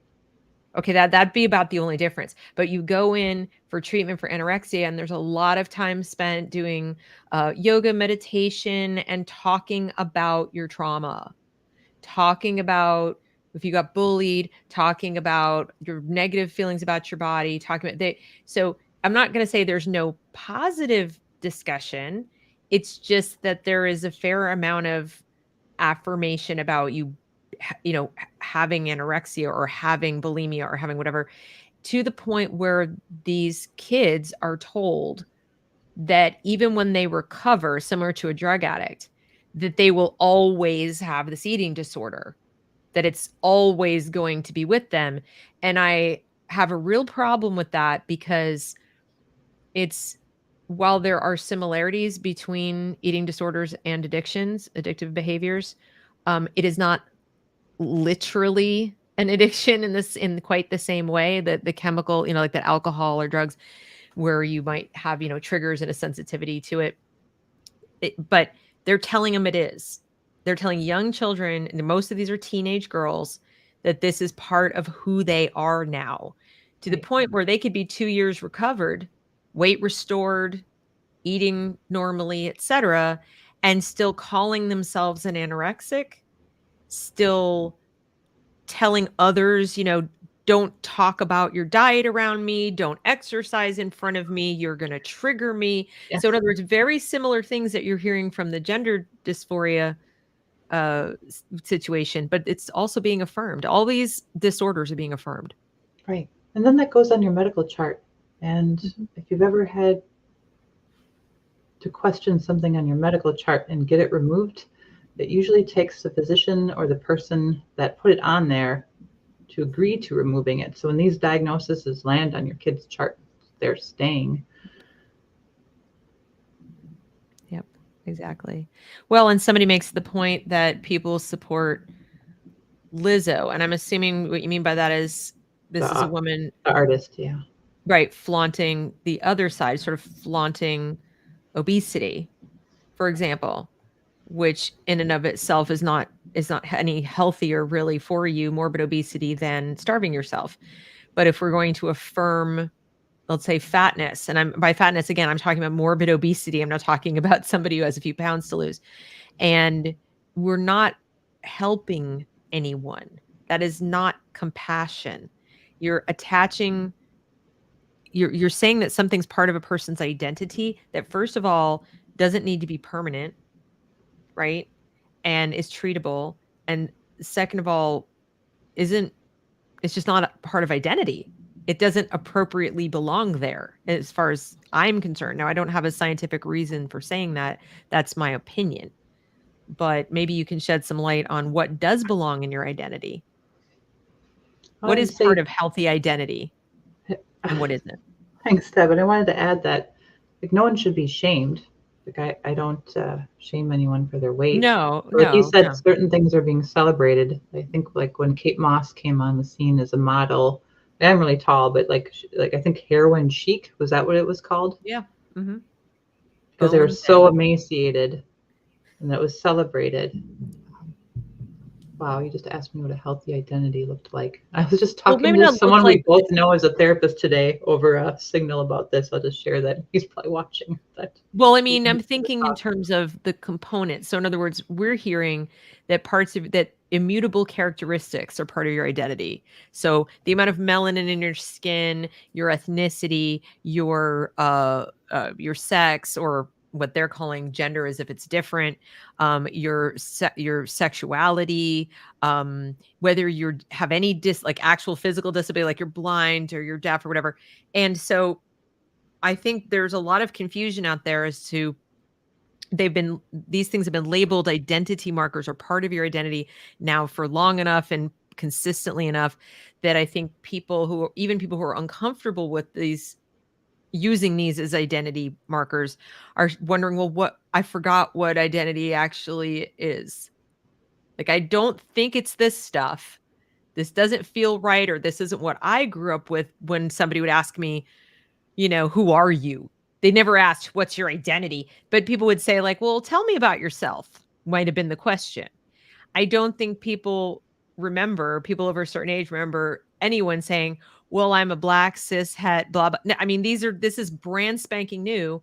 And so we've all forgotten what would have been an appropriate, like, what would have been a healthy answer to that question that did not celebrate or elevate things that are externalized pretty much exclusively and can be manipulated by other people.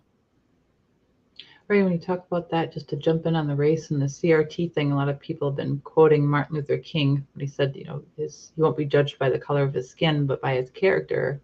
But when we were younger, we used to say, I'm an American. This is the neighborhood I live in when you were a kid. did you go to church or not? These are the hobbies I had.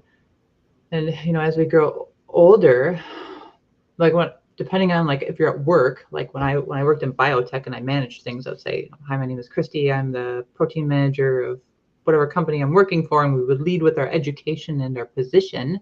But when you're talking about friends and who you are, we're not saying the healthy things like you just said. Like, I'm a compassionate person and sometimes I mess up. I was going to say the F words. Like, I screw up. Right. Yeah. Sometimes I'm screwing up a lot, but I come from a place where I'm trying to do good in the world. I have fun doing these things and hobbies. Right. And we talk about place and location a lot. But what you're saying, I think we didn't so I think it's safe to say when we weren't growing up, we wouldn't say, I do these things to feel good about myself, because we didn't have a language, and like our parents, a lot of them were stoic. So I guess I would want to answer your question on what we should, like you asked what we should be, that we should be incorporating more of our. I don't know that it's a place for. Or that you have to share. You don't even have to share if you don't want to. So I guess there's another answer. Well, like, there was that, business. But right, where I don't think if I was asked, tell us about yourself. Let's say I was a new student in a new school. And I think that happened to me once when I was 10th grade, and other students had been there the prior year. I might have been asked, well, tell us about yourself. And I assumed what they were asking. It turned out to be what they were asking is, what were my hobbies? Where did I live? In other words, where did I hail from? Where was I coming from, in case somebody else there was from there? What's my favorite subject in school? What sports do I play? It was kind of the getting to know you questions about those things that I chose or that were factual, like I live in New York City or whatever. And nobody would have asked, nor would I have been comfortable saying what my, at 10th grade, whether I considered myself a girly girl or not a girly girl, which would basically be the question you'd be asking someone if you, are you non-binary, or are you, cis? I'm a femme. I mean, that's the same thing as asking someone like, do you feel like a girly girl, or are you like a tomboy? Nobody would have even asked. They might have made certain assumptions looking at how you dress, but it would have been considered the height of rude, right, to come right out and demand to know what you felt like in your own skin. Right. That's just something you would never ask. You might quietly, silently make certain assessments, like I said, but you wouldn't even reveal that. Right. And once you became friends with someone, maybe. Right. I was going to say, knowing who you are doesn't mean you have to share it, but like internally, if you asked me, that would be the sum of I wouldn't say it's even my experiences, because again, that's not a autobiography of my life. It doesn't really qualify. If I have happy memories, like with my grandma, that's part of who I was growing up and part of my happy memories, but it would be my values, my morals, how I see the world, how I treat others. Yeah.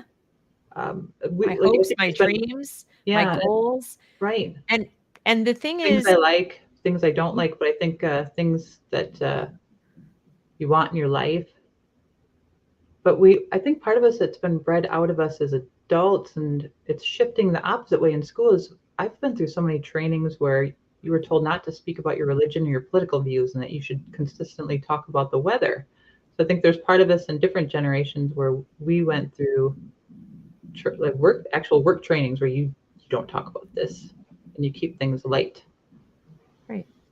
Well, because the idea you were talking before about unit cohesion and things in the military, but even in terms of, group cohesion in a work setting, team cohesion, things like that, you're not really going to do a great job of that if you focus incessantly on how you're different in ways that cannot change. They cannot be ameliorated. Like, I can't change what I look like. I can't change my sex. I can't change my age. These are things I can't change. And what I'm concerned about, you mentioned dissociation and what was the other one? Depersonalization, even though depersonalization is part of dissociation, right. Like the disorder, but it's a different thing happening.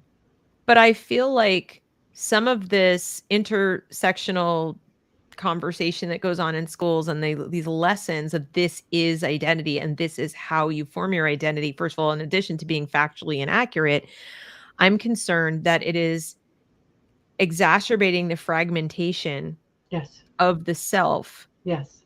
in a way that is going to permanently harm Could. these children, because they're not only going to miss the milestone of naturally developing their identity, Right. they will wake up one day living a life, if they even wake up, the living a life that was defined by other people who are likely no longer in their life. And you want to talk about disassociating or being disassociated from yourself. You're living a fantasy that you've created in your mind. I That's quite terrifying, actually. I don't know whether you would almost hope they don't wake up, because that would be incredibly destabilizing, and I can't imagine how traumatic that would be to actually come out of that sense. And we have a little bit of knowledge about that. Kids who've been raised in cults, kids who've been raised where they've been told this is who you are and this is what you believe, and they've just been totally indoctrinated, and then they come out of it, and you do hear stories about the intense trauma of coming into reality and realizing what was stolen from them, what they missed, what they can never get back, the relationships they missed out on, the relationships they had that were bad for them and they didn't defend themselves. There's some guilt and shame and all kinds of things that go with that. So I'm very concerned about this process because it feels like it's abusive.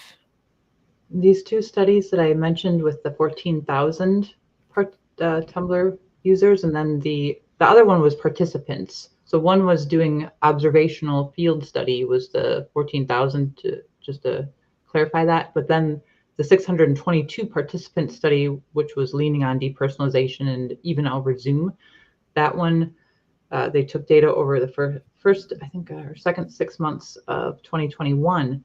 So that is a very new study. So what you're saying, we're not going to see what's happening, and then someone needs to study it and have interest in it 5 years down the road and look at what happened.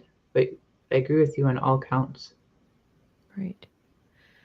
So what else can you tell us about the grooming piece? Because I think what it's still puzzling to a lot of parents is, and we've touched on it here and there, like on the edges, but I think what's puzzling is the mechanics of it. Like, how does it occur? So you send your child to school, and we now understand a little bit more about they might be in a state of being, of disassociation or depersonalization because of social media use, because of the pandemic and lockdowns and missing milestones. So there's kind of they're let's describe them as being kind of perfect raw material Yes. already to be manipulated in the wrong Exactly. hands. That's why I wanted to bring all that up first, is that Okay. I kind of think about it, I like to use the physical representation that who they are and their identity, it's like they are, when they're younger, I feel like they're like Swiss cheese where there's little holes and they're permeable.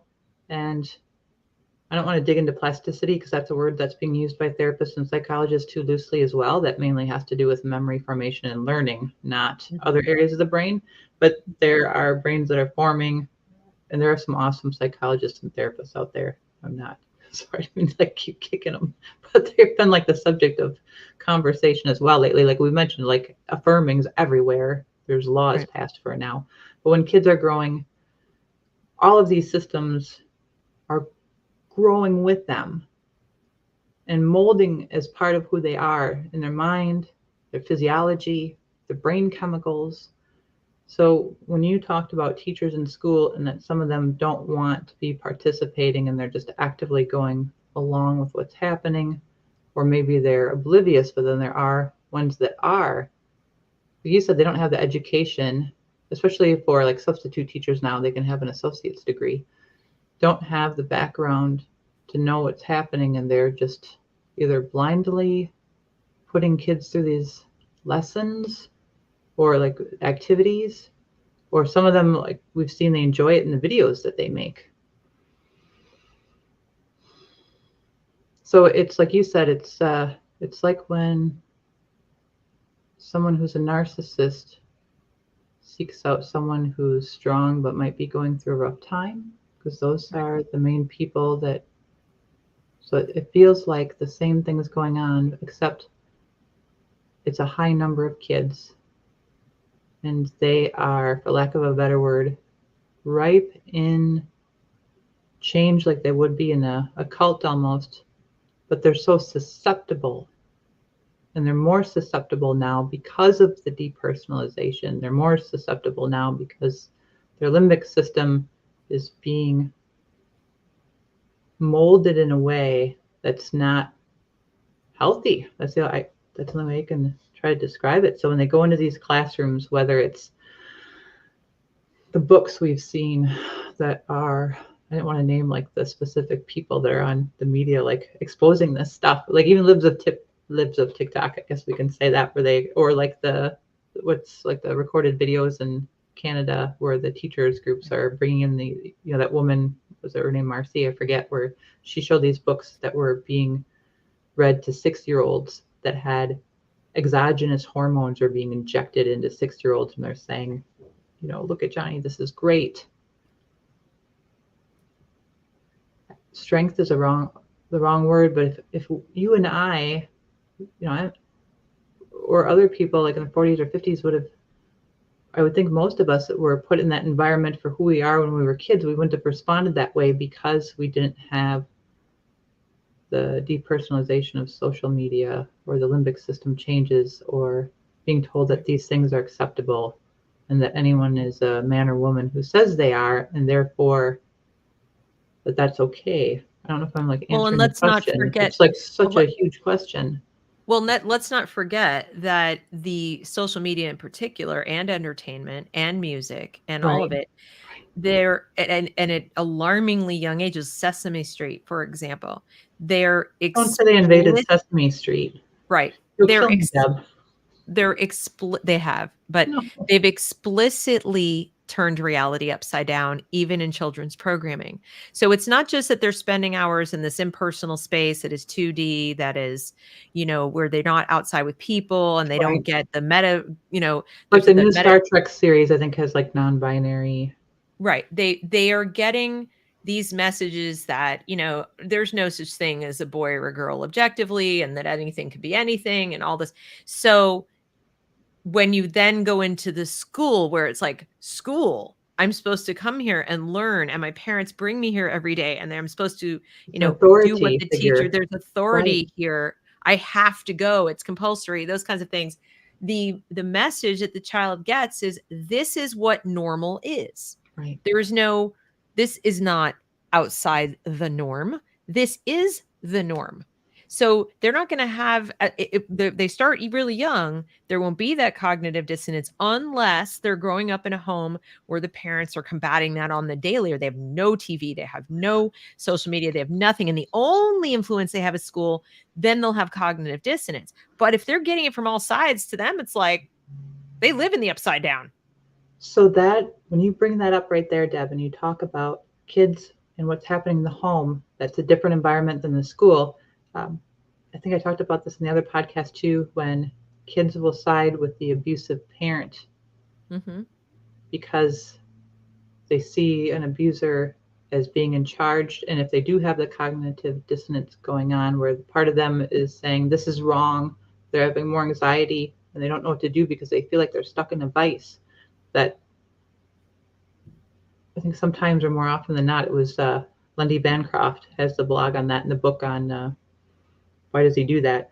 So he has a blog on kids and why they side with abusive parents, that it's happening in schools then because they're getting bombarded by, like you said, Disney, by the new Star Trek series, by everything that they're seeing is saying that this is how things are supposed to be. So when they go back home to their parents, even if their parents aren't actively saying no, and it's just a different environment, even if it's positive, this is where we're having these kids rebelling against their parents and disowning their parents as teenagers, and then going to court and having someone else take custody, that we've seen. And then we've got the teachers in school having the closets where they can change clothes, and then their attachment is no longer to their parents, it's to their schools and their peers. Except the thing we talked about before, when they're in the bathroom and they're in these groups with kids, they don't have the attachment or connection or the intimate relationships with the kids. They can't wait to go home or go online or go on their break. That's where their intimate relationships are. And I think about it, I don't like want to use pop culture references, but the movie WALL-E, where there's all of these people that have left the planet Earth and they're on hovercraft and their bones have separated because they've become, like, kids are also like physically, like, desperately, even though they're thin, they're like medically, there's like a lot of stuff going on with kids where cholesterol is higher, blood pressure is higher. They've got sooner markers for or having issues with their heart or stroke before the age of 30. So those are studies that are present too. But when they're in these rooms, it's like they could be next to, like the movie WALL-E. There's a scene where there's like, man and woman who kind of have like a crush on each other, and they're at a stop. And they're both talking to this on the screen to their friends, and they're right next to each other, and they don't know that they're right next to these people. That when these kids are in these classrooms, they don't have people they trust physically as much as they did before, because they're making these other relationships while they're getting, like you said, groomed in the schools by the teachers to accept these different things and accept adults. And it's okay if a man comes in with a dress into your bathroom. And this is what your reality is, what you're seeing and what you're hearing from the music. And then what's happening, so many of them are on TikTok saying that they wish they had trauma. So some of them are saying they wish they had PTSD or trauma, even though they don't. Yeah. So they're all like lined up onto TikTok. And it's almost just looking for it. And it's what's so scary is they are romanticizing trauma. They're romanticizing being a victim. And what's weird about that is not only are many of them becoming victims for real, but they're victimizing other people in the process. Yeah. So parents are getting victimized. When your child, it turns on you, chooses a teacher they don't even know, okay, who you could argue is abusing them. I mean, psychologically and emotionally abusing them, just as any other kind of manipulator would do with grooming. And when we talk about grooming, by the way, we're talking about certain behaviors and manipulation tactics. They don't necessarily result in sexual assault or sexual abuse, but they are emotionally abusive. In every case, they may result in ideological, grooming, political grooming. Mostly what you're seeing is ideological grooming. But if your child can be groomed at all, they are open to being sexually exploited as well. Because once you're in the thrall of someone else, that's just another thing they can exploit you for. So they're not really separate. But it doesn't, when we say grooming, it doesn't mean there always is the end goal of having sex with a child. It's just you'd be irresponsible not to be concerned about that being a problem as well in the environment, because the child is still the child who's been groomed. The child is still the child with lowered defenses, with missing or damaged boundaries, disassociated from the self or depersonalized from themselves, and looking at the adults around them as more trustworthy than the parents who love them, and yet not really having close relationships with the other kids who are around them. So there's no safety. There's no real safe place inside a school right now. Deb, when you've been mentioning that, I'm on board with everything you just said. I want to talk to Disney for a second. Yeah. Sorry, Disney. No, so don't Disney's apologize had a to problem Disney. For years. So it was pointed out to me by my friends who were running daycares when my daughter was younger, and I need to stop using her for an example here.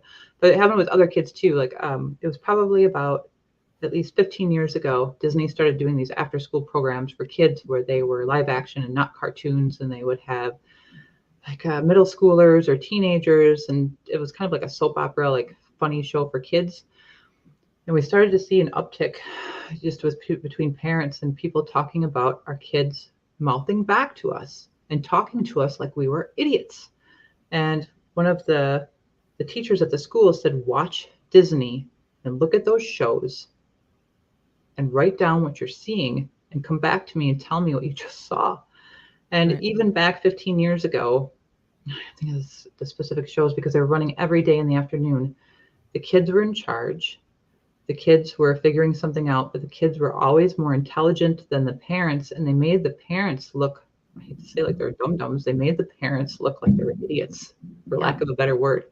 And we started to notice something even back then, that's when I banned Disney in the house. But it was happening in other shows too, whether it was like Saved by the Bell was a show. I don't know if that was happening, but it was happening in many shows where even like we loved Breakfast Club. I don't want to knock down Breakfast Club. It's a great movie I love, but Rugrats. Yeah. Rugrats was big that way, but even things like, I mean, there were shows like Caillou. That kid was so whiny. I mean, they just had there was it. There've been plenty of shows that either didn't feature parents at all, right? So you're just focusing on what the children are doing, or that had adults look like, there were silly adults, but there were also intelligent adults. But in most of these, the shows that our kids have grown up with, either the adults are completely absent or are absolute buffoons. Yeah, that's and it is sending a message. I mean, there've been a couple of notable, exceptions, but for the most part, what's popular is letting kids believe that they know what's best. And then when you look at pedagogy as far as academics, the en vogue thing is child-centered learning, student-centered, student-directed. The teacher sends them off in a group to learn on their own. They talk about co-constructing knowledge, and what they mean it literally. In other words, that the teacher is a co-learner with the student and all that. So, you wonder why do they even have the job description teacher? Right. They're barely above a babysitter, and then you wonder why is there violence and all that. So, but I think as far as the grooming goes, it's just important, and maybe you could list some of the specific behaviors that are classified as grooming behaviors. If you're talking about things that adults do around other vulnerable adults or vulnerable children that effectively count as grooming. So much of it would be the opposite of what I grew up experiencing. We would have this a police officer come in yearly, officer friendly, when I was in grade school. And he shared a couple of scary stories with us. And he brought this like dog with, and we talked about the stranger danger, and that you don't get into a car with strangers. If you see someone in the bathroom that's of the opposite sex, you tell a teacher. If you see someone or you experience something that has harmed you, you tell a teacher or a parent. So when you talk about grooming, I think a lot of this stuff we've covered where things are being hid from the parents, whether they're changed. And it's not just the identity stuff. Things are hidden from the parents, and the parents aren't being included in any conversation, whether even identity side, parents are being left out of conversations. Growing up, none of my teachers, when you talked about sharing who you are, would say, just go into the personal details that we've seen people do and say, I went on a date with this person this weekend, and I'm polyamorous, and I'm not going to judge polyamory in this moment. And I see clients too. But for them to expose kids to their sex life, like, I'm not homophobic, but like your teacher never said, my wife, my husband. Those are things that just weren't shared. So I think the oversharing, because it's creating false intimacy. So that's part of, okay, let's roll down the sociopathy. Forced teaming, using we when talking about their dating lives, or not just a gender unicorn, but any of those ideologies, they use the word we a lot. That is a primer for sociopaths when they are harassing or abusing or going to be like a predator to women and men. So I'm seeing forced teaming using we. Yeah, they do we and our a lot. And I'm sorry, people can hate me all they want, but I think part of the pronoun thing is to push us closer and closer to not using the first person singular. Yeah, because you're othering, because you're putting yourself and other people as the other. Right. So it's dehumanizing. Correct. First of all, why would there even be a push to find out how to refer to someone in the third person when typically you're doing that because they're not there? Or you're writing about them and they're not there or something, but there's an obsession with it. Yeah. That someone should use that person's correct pronouns while they're standing right there, and it's just kind of strange. Like, how you refer to me when I'm not in the room is really I'm not involved in that conversation. It doesn't matter what you call me if it's comfortable for you and it's grammatically correct. But people are obsessing over that. And I'm noticing also that when you use, even teachers, I'm tutoring, and the teachers are telling the kids never use the first person singular in your writing. Now, I understand that stylistically you don't want to do it a lot. From an academic, like if you're writing an academic paper about something, you keep your person self out. Of course. But if you're writing a story, if you're writing, like something else, okay, they're even telling them don't use I when we're writing about your vacation. Well, how do you do that? Everything's got to be we, they, so I really feel like there's a subtle push towards grouping and using language to have the child always perceive him or herself or their self in a group, never as a standalone, experiencing the world from the inside of their body through their eyes and their five senses. So I'm going to roll through another handful because you asked and I wasn't prepared to answer, but off the top of my head, because my dad went to college for industrial organizational psychology and forensics, I grew up reading his books. So here we go. As a teenager, like these are just things like I know from like forensics. Right. I've had a lot of exposure to different psychology pathways. So forced teaming, that's the we. Another one would be typecasting. And you used suicide as a good example, but it doesn't always have to be. You don't want to do that because then you'd be harming the other person. You don't want to do that because you will be the bad thing. So the teen, because they have black and white thinking, or the kid, or even an adult, they're going to flip themselves. Like it could be said, like if I asked, if I was a guy and I was asking Deb out at a store on a date and she said no, and I would say, I see you're apprehensive. So Deb's brain would say, well, I don't want to be apprehensive. Or I can say, I can see you're not an adventurous person. Oh. So I've heard some of the things. So manipulative. So manipulations of what's called typecasting, and it's putting the child or the teen in a role that they're not in and they don't want to be in that. So they're going to do the opposite behavior. So that would be an example of grooming. Exactly.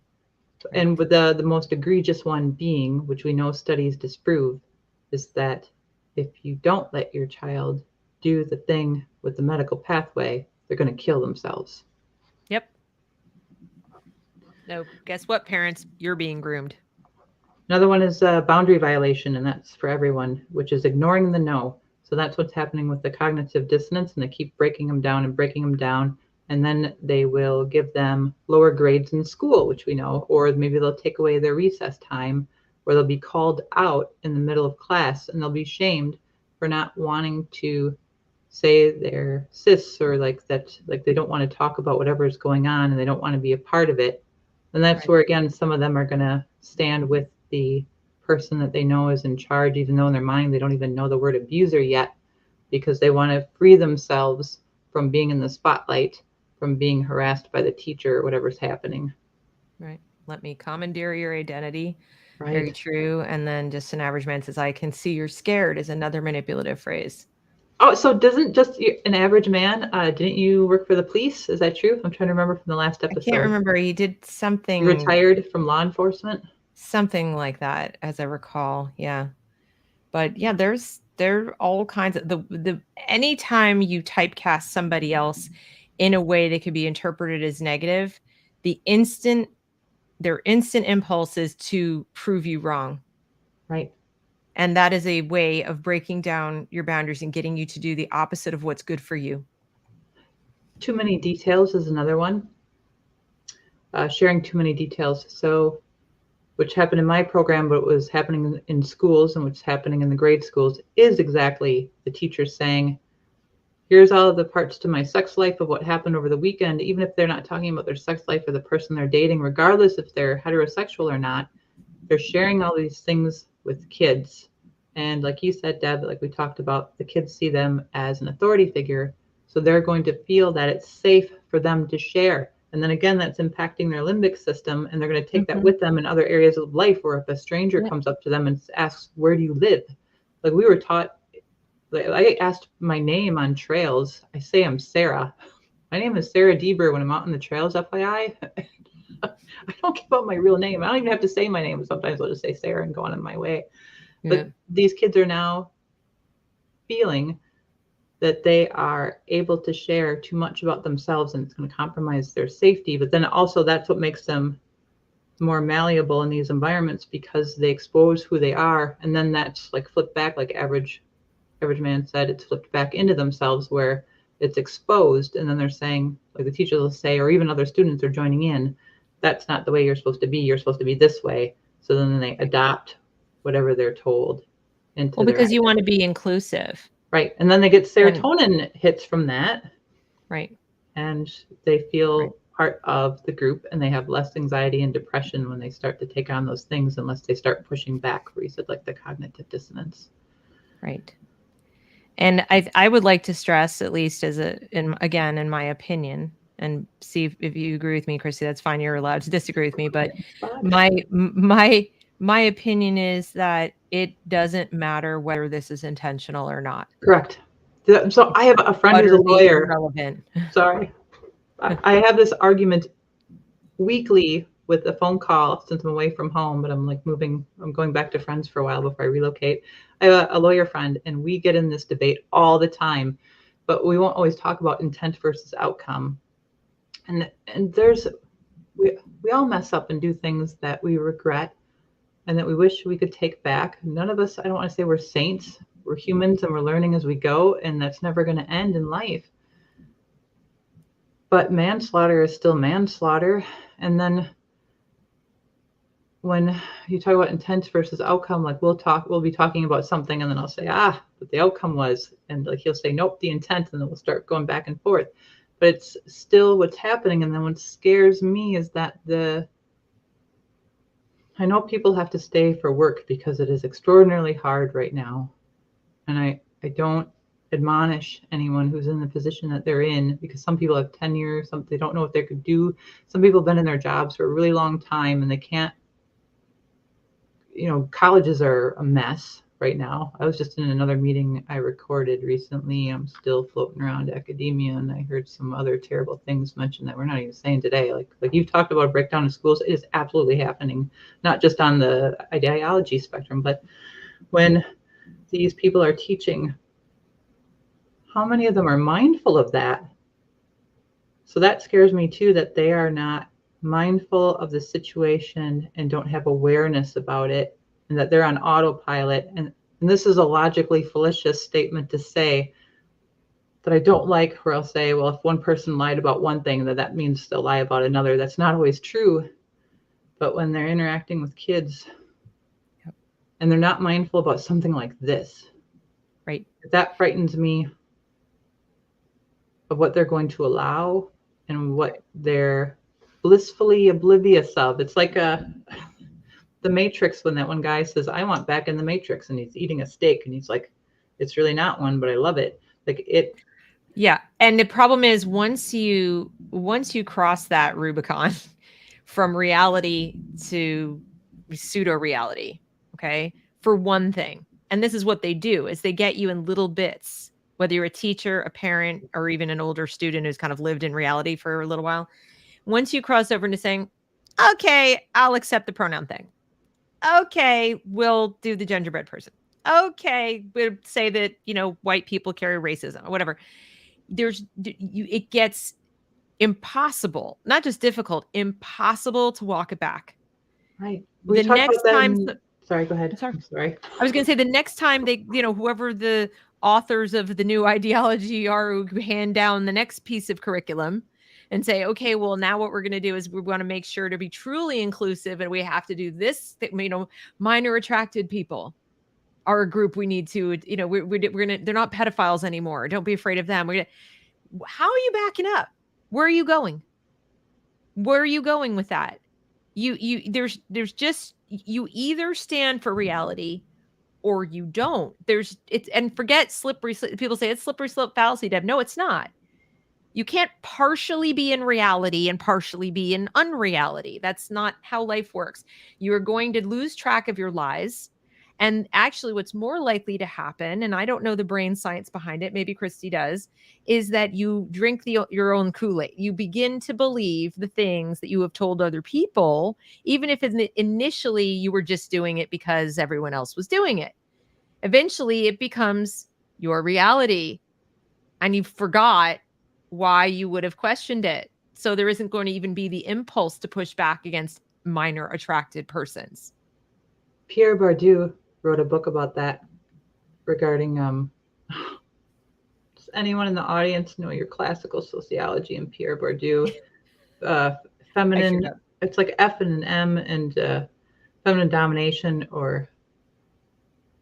and it talked about, so Pierre Bourdieu wrote a book, and others have too, about your own subjugation, and you're so in it that you keep recreating your own subjugation. Yes. Which isn't Marx, but you become we comfortable in it. Children growing you up don't in see an it anymore. abusive That's like environment. Dating a narcissist, like 100%. And you'll see people having had multiples of them. It feels like home, and you don't know how to get out of it. And I can tell you, just to share personal experience, I like to consider myself an intelligent person. Wow. I have 2 degrees, etc. But having grown up in a dysfunctional household, I had subsequent relationships that were not healthy. And I can speak to this because I distinctly remember, kind of allowing for something that it was similar linguistic techniques, by the way, of like, I can see that you're not really a trusting person. I could see and stupid me, I fell for it. I now know in retrospect what happened. So it's never going to happen to me again because I did analyze it. And I fell for that. And having fallen just for that initial, whatever it was, piece where I violated my own boundary and said, like, oh, I can't let somebody think that about me. Then more and more and more things were asked of me, mostly financial, etc. But I just lost the ability to say no. And here's the weirdest part about it. I remember the thought process. And I think, kids get targeted, especially if you have any kind of a black and white thinking about yourself of like, I want to be a good person and not a bad person, or I want to be a nice person and not a mean person. And you don't stop and think about that's a little bit relative when it comes to some of these things in self-preservation. Somebody else doesn't get to decide that for you. And I lost track of that. And so I was so attached to my integrity. I was so attached to this, I'm not going to go back on my word. And so my word was, I'll be here for you. You can trust me. I'll be there for you. And then the person goes, okay, well, this is what there for me means today. And rather than be like, whoa, that's too much. Can't do that. I didn't mean that. You moved the goalpost on there for you. I stood on this like, well, I said I'd be there for you. And and imagine you're a kid. I'm just giving you a little snapshot of what somebody can do to somebody to have them fork over money that they ought not be forking over, thinking, well, they're a friend and it's important and I need to. No, these kids don't even have half the ability to realize what's going on that I had, and it still happened to me.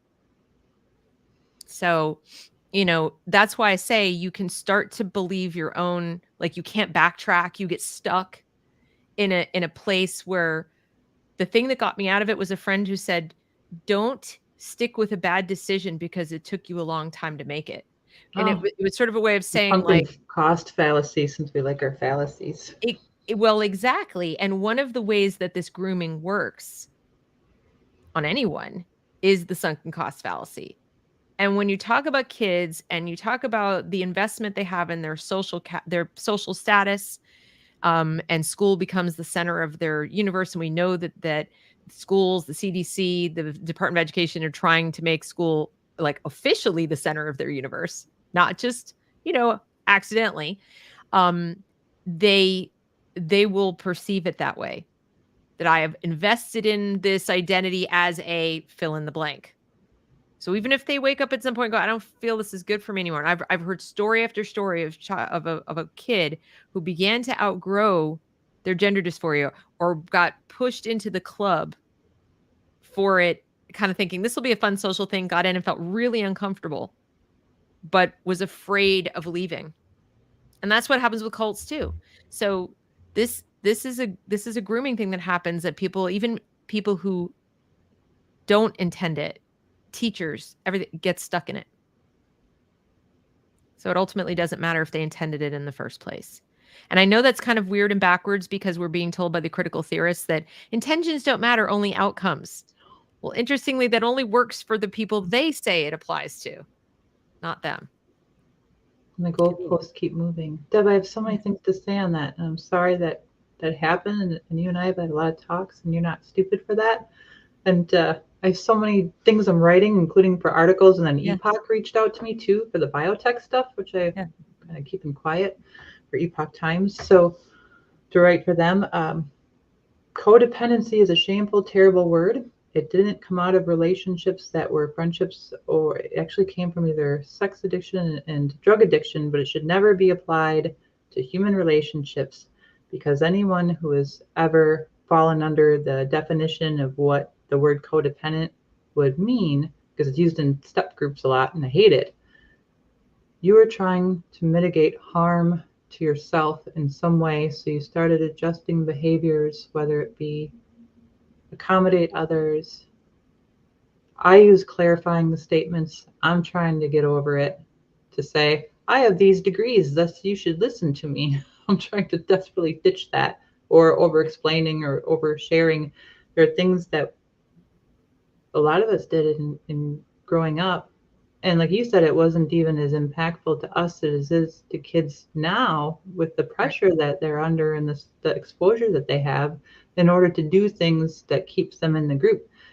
But you are doing, and kids today are doing, to mitigate the harm, because they're feeling anxiety and depression at a higher rate. Yep. And I don't know when. The country is more polarized right now than it was during the Civil War. Right now, to talk about something that you said about social media and doing something for the sake of the group. My daughter's friends was at the beginning of, and George Floyd was a terrible thing that happened. That was a terrible thing. No one should be treated that way. Right. Horrified seeing that. We have to qualify what we're about to say with that. That should go without saying. So Instagram, so my daughter and her friends, like, they were on Instagram and people were posting the black. Yes. And remember my daughter saying, so she was in college and like things were a nightmare then with like the dorms and getting kicked out. And we were talking about all these things happening because everything went to social media and they really depersonalized even more. But some of our friends and her were saying that they were getting bullied for not posting the black square and they were being ostracized for it. So that is just one example of, oh my gosh, even when going back to Facebook and what happened at Keystone Pipeline and Standing Rock. I remember that vividly because that was after we had the election. And I remember before I left social media for like 3 years, I was on Facebook and everyone was clicking that they were in Standing Rock and they were liking that because they thought it was going to confuse the police. And if you didn't click that you were in Standing Rock, you receive some backlash depending on who you were talking to. So I feel like this has been going on for a while, but these kids and teens are so involved with the media and they're so involved in trying to mitigate the harms, and then they go into these environments where everything's contrasting from what's happening at home. And I know this is sensitive for people that no longer have kids that are talking to them, or they're pushing back and their household is just full of friction right now. That there's your huge component. Yep. We could probably, I'm sure there's stuff we didn't get to. Is there stuff like what else? What did so we talked about everything. We talked about it all. So Limbic System, we talked about social strata, serotonin, evolutionary psych and biology, the social currency, depersonalization. How they're more susceptible to things, but they're, I'm going to say it now because he's going to watch. I just talked to somebody about your core and whether you have a stable core and whether someone can have a stable core or not. And I keep revisiting this, that what it means to have a core. And I feel like, I want to read something. Can I read something to end this? Yes, please. And then I want to have I would love to have a show, because Deb and I have talked about how psychology and constructivism is different than Marxism, and everyone's using the power thing for Marxism. When you brought up some things of psychology constructivism, there's a neuro theorist called George Kelly who talks about reality, and I touched a bit on it on the other podcast, but there, Gabor Mate is I don't have digital books if I can help it. Gabor Mate, in the realm of hungry ghosts. He's a doctor. He wrote a book on addictions. He's written about if you're stressed, the dysfunction of the immune system and what can happen to your body. So that's also happening to kids as well. And I wonder if, with recent infections, what's been happening the last 2 years, why a lot of them are getting sick right now, if it's because of the stress that they're under in school. Right. This is my 2 favorite pages of this whole book. Is it okay that I just go there? Go for it. Okay. Here's the book. I'm on page 418 and 419. Trauma, in the strict sense, is not required for a young human being to suffer the loss of essence, the sense of oneness with all that is. Infants come into the world present and alive to every possibility, but they soon begin to shut down parts of themselves that their environment is unable to recognize or accept with love and who they are. As a consequence of that defensive shutdown, more essential qualities such as love, joy, strength, courage, or competence may be suppressed. In its place, we experience a hole or a sense of empty deficiency. People don't know the hole or that sense of deficiency is a symptom of a loss of something deeper or the loss of essence which can be regained. They think that the hole and the deficiency is how they really are at the deepest level and that there is nothing beyond that. They think something is wrong with them. Something is basically wrong. Such thoughts are not necessarily conscious, but may take the form of unconscious beliefs. In either case, we develop behavior patterns and emotional coping mechanisms to cover up the emptiness, mistakenly believing that the resulting traits represent our true, quote, personality. Indeed, what we call the personality is often a jumble of genuine traits and adopted coping styles that do not reflect our true self at all, but a loss of it. And I feel like that's what's going on with not kids or just adults today. I really like this. This is a really amazing book. In the realm of hungry ghosts. The great Gabor Mate, he has videos out there. He talks about Gabor. He talks about the problem a lot, or not the solution. Well, I mean, he talks about reclaiming our true nature, and he goes on about psychological strength and spiritual practice and other ways you can regain the self and who you are, and what kids are losing through depersonalization, and what adults online are also losing in their relationship. But kids especially I feel like they have all these, when I was saying Swiss cheese, they have all these holes in them, and then they're getting filled in schools by whatever people want, and that's what's well, I mean, what I take from that that applies to today is that when kids are confused, as they want to be in the middle of puberty, okay, and especially in the already toxic environment of school, which was deemed 25 years ago toxic by John Taylor Gatto, who wrote about, the real lessons that we teach in school, that was way, way before any of this woke stuff. And he was still saying it was depersonalizing and it was disassociating kids from themselves and the world around them and so forth. So that's 25 years ago. And I think what I take from what you just read is that the coping mechanisms the kids come up with, many of which are maladaptive, or they're overly influenced by external influencers who have an agenda. And they see, message. So you're like, that must be true and real and right. And I'll grab that. Or it gives me the dopamine rush or the serotonin rush that I need, which is, somewhat unconscious. And they then mistake that for their identity. And it certainly doesn't help if there's a teacher helpfully offering that they're right. When, of course, they're not right. And that, I think, is why the affirm only policy is so abusive, because you are taking a vulnerable person with a legitimate issue, psychological issue, who desperately needs help, and you are doing the opposite of helping them. You are affirming their problem, or actually the symptom, the maladaptive coping mechanism for the symptoms of their problem, Right. and calling it who they are. I can't think of, it's like a kind of rape.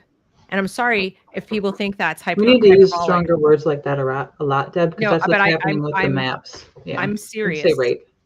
I'm serious. I think we need to take it that seriously. But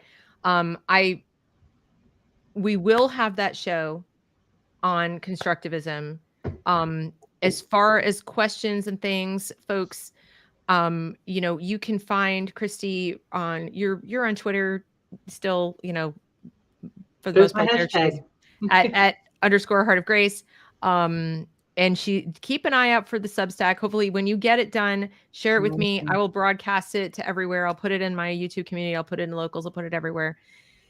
And I think this was fantastic. Thank you so much. I hope I went didn't longer interrupt than too much. No, thank you. It went longer. I was hoping for an hour, but then There's too much. There's too much, and we really wanted to go slowly enough for people to see the different parts and understand how they work together, so they can protect their children, or they can speak up for children who maybe aren't theirs, but they are concerned about the civilization and society in general. And just think twice about supporting people who support these policies. And I don't mean from a political sense. I'm just saying legally, that we all have a role to play here. And what I mean by that is, as my guest this morning said, have conversations. Many, many times people are simply not actively thinking about these things. Okay. And so what you want them to do is you want them to engage their thinking. You want them to think. All of these ideas and everything that Christie talked about today, and grooming itself, is designed to prevent you from thinking. It's designed to engage your limbic system and, fear and different kinds of reactions and so forth. It is to prevent you from thinking. So the way out of it as an individual or a community, don't think higher than that. You're probably not going to be effective higher than that, is to engage individuals whenever you can and ask questions. Why do you believe that? Why do you think that? But what about this? Compared to what? Right? So question the premises they seem to be accepting so readily. Push back gently, assuming they're asleep, because in all likelihood they are. It's a very small subset of people at the top who know precisely what they're doing. But as we just said, even the well-intentioned ones are just, going along with it because they now have drunk the Kool-Aid. The only thing that's going to wake them up, if you have any chance, is getting them to think. Because we they're all not got thinking. there. I feel like we all escaped the matrix that are watching. Right. Or we just never got sucked in, but we didn't get sucked in. As Alaric said this morning, and if you haven't watched that video, I encourage you, because that's the linguistic side of this whole conversation. Right. And we who did not get sucked into the matrix, or who got out, did so for one simple reason. We kept thinking and asking questions. We did not simply accept what we were told at face value. That's literally the only difference between us and the people who got sucked in. They're normal people. They're not necessarily, some of them are evil, but they're not, most of them aren't. Most of them are just simply asleep at the wheel and have been manipulated, groomed, and brainwashed, for lack of a better word, into doing it. And now they're doing it to our children, and we need to do everything we can to stop that. So thank you so much. Thanks, Deb. The psychology constructivism is the other big component, but that deserves its own show, as does linguistics.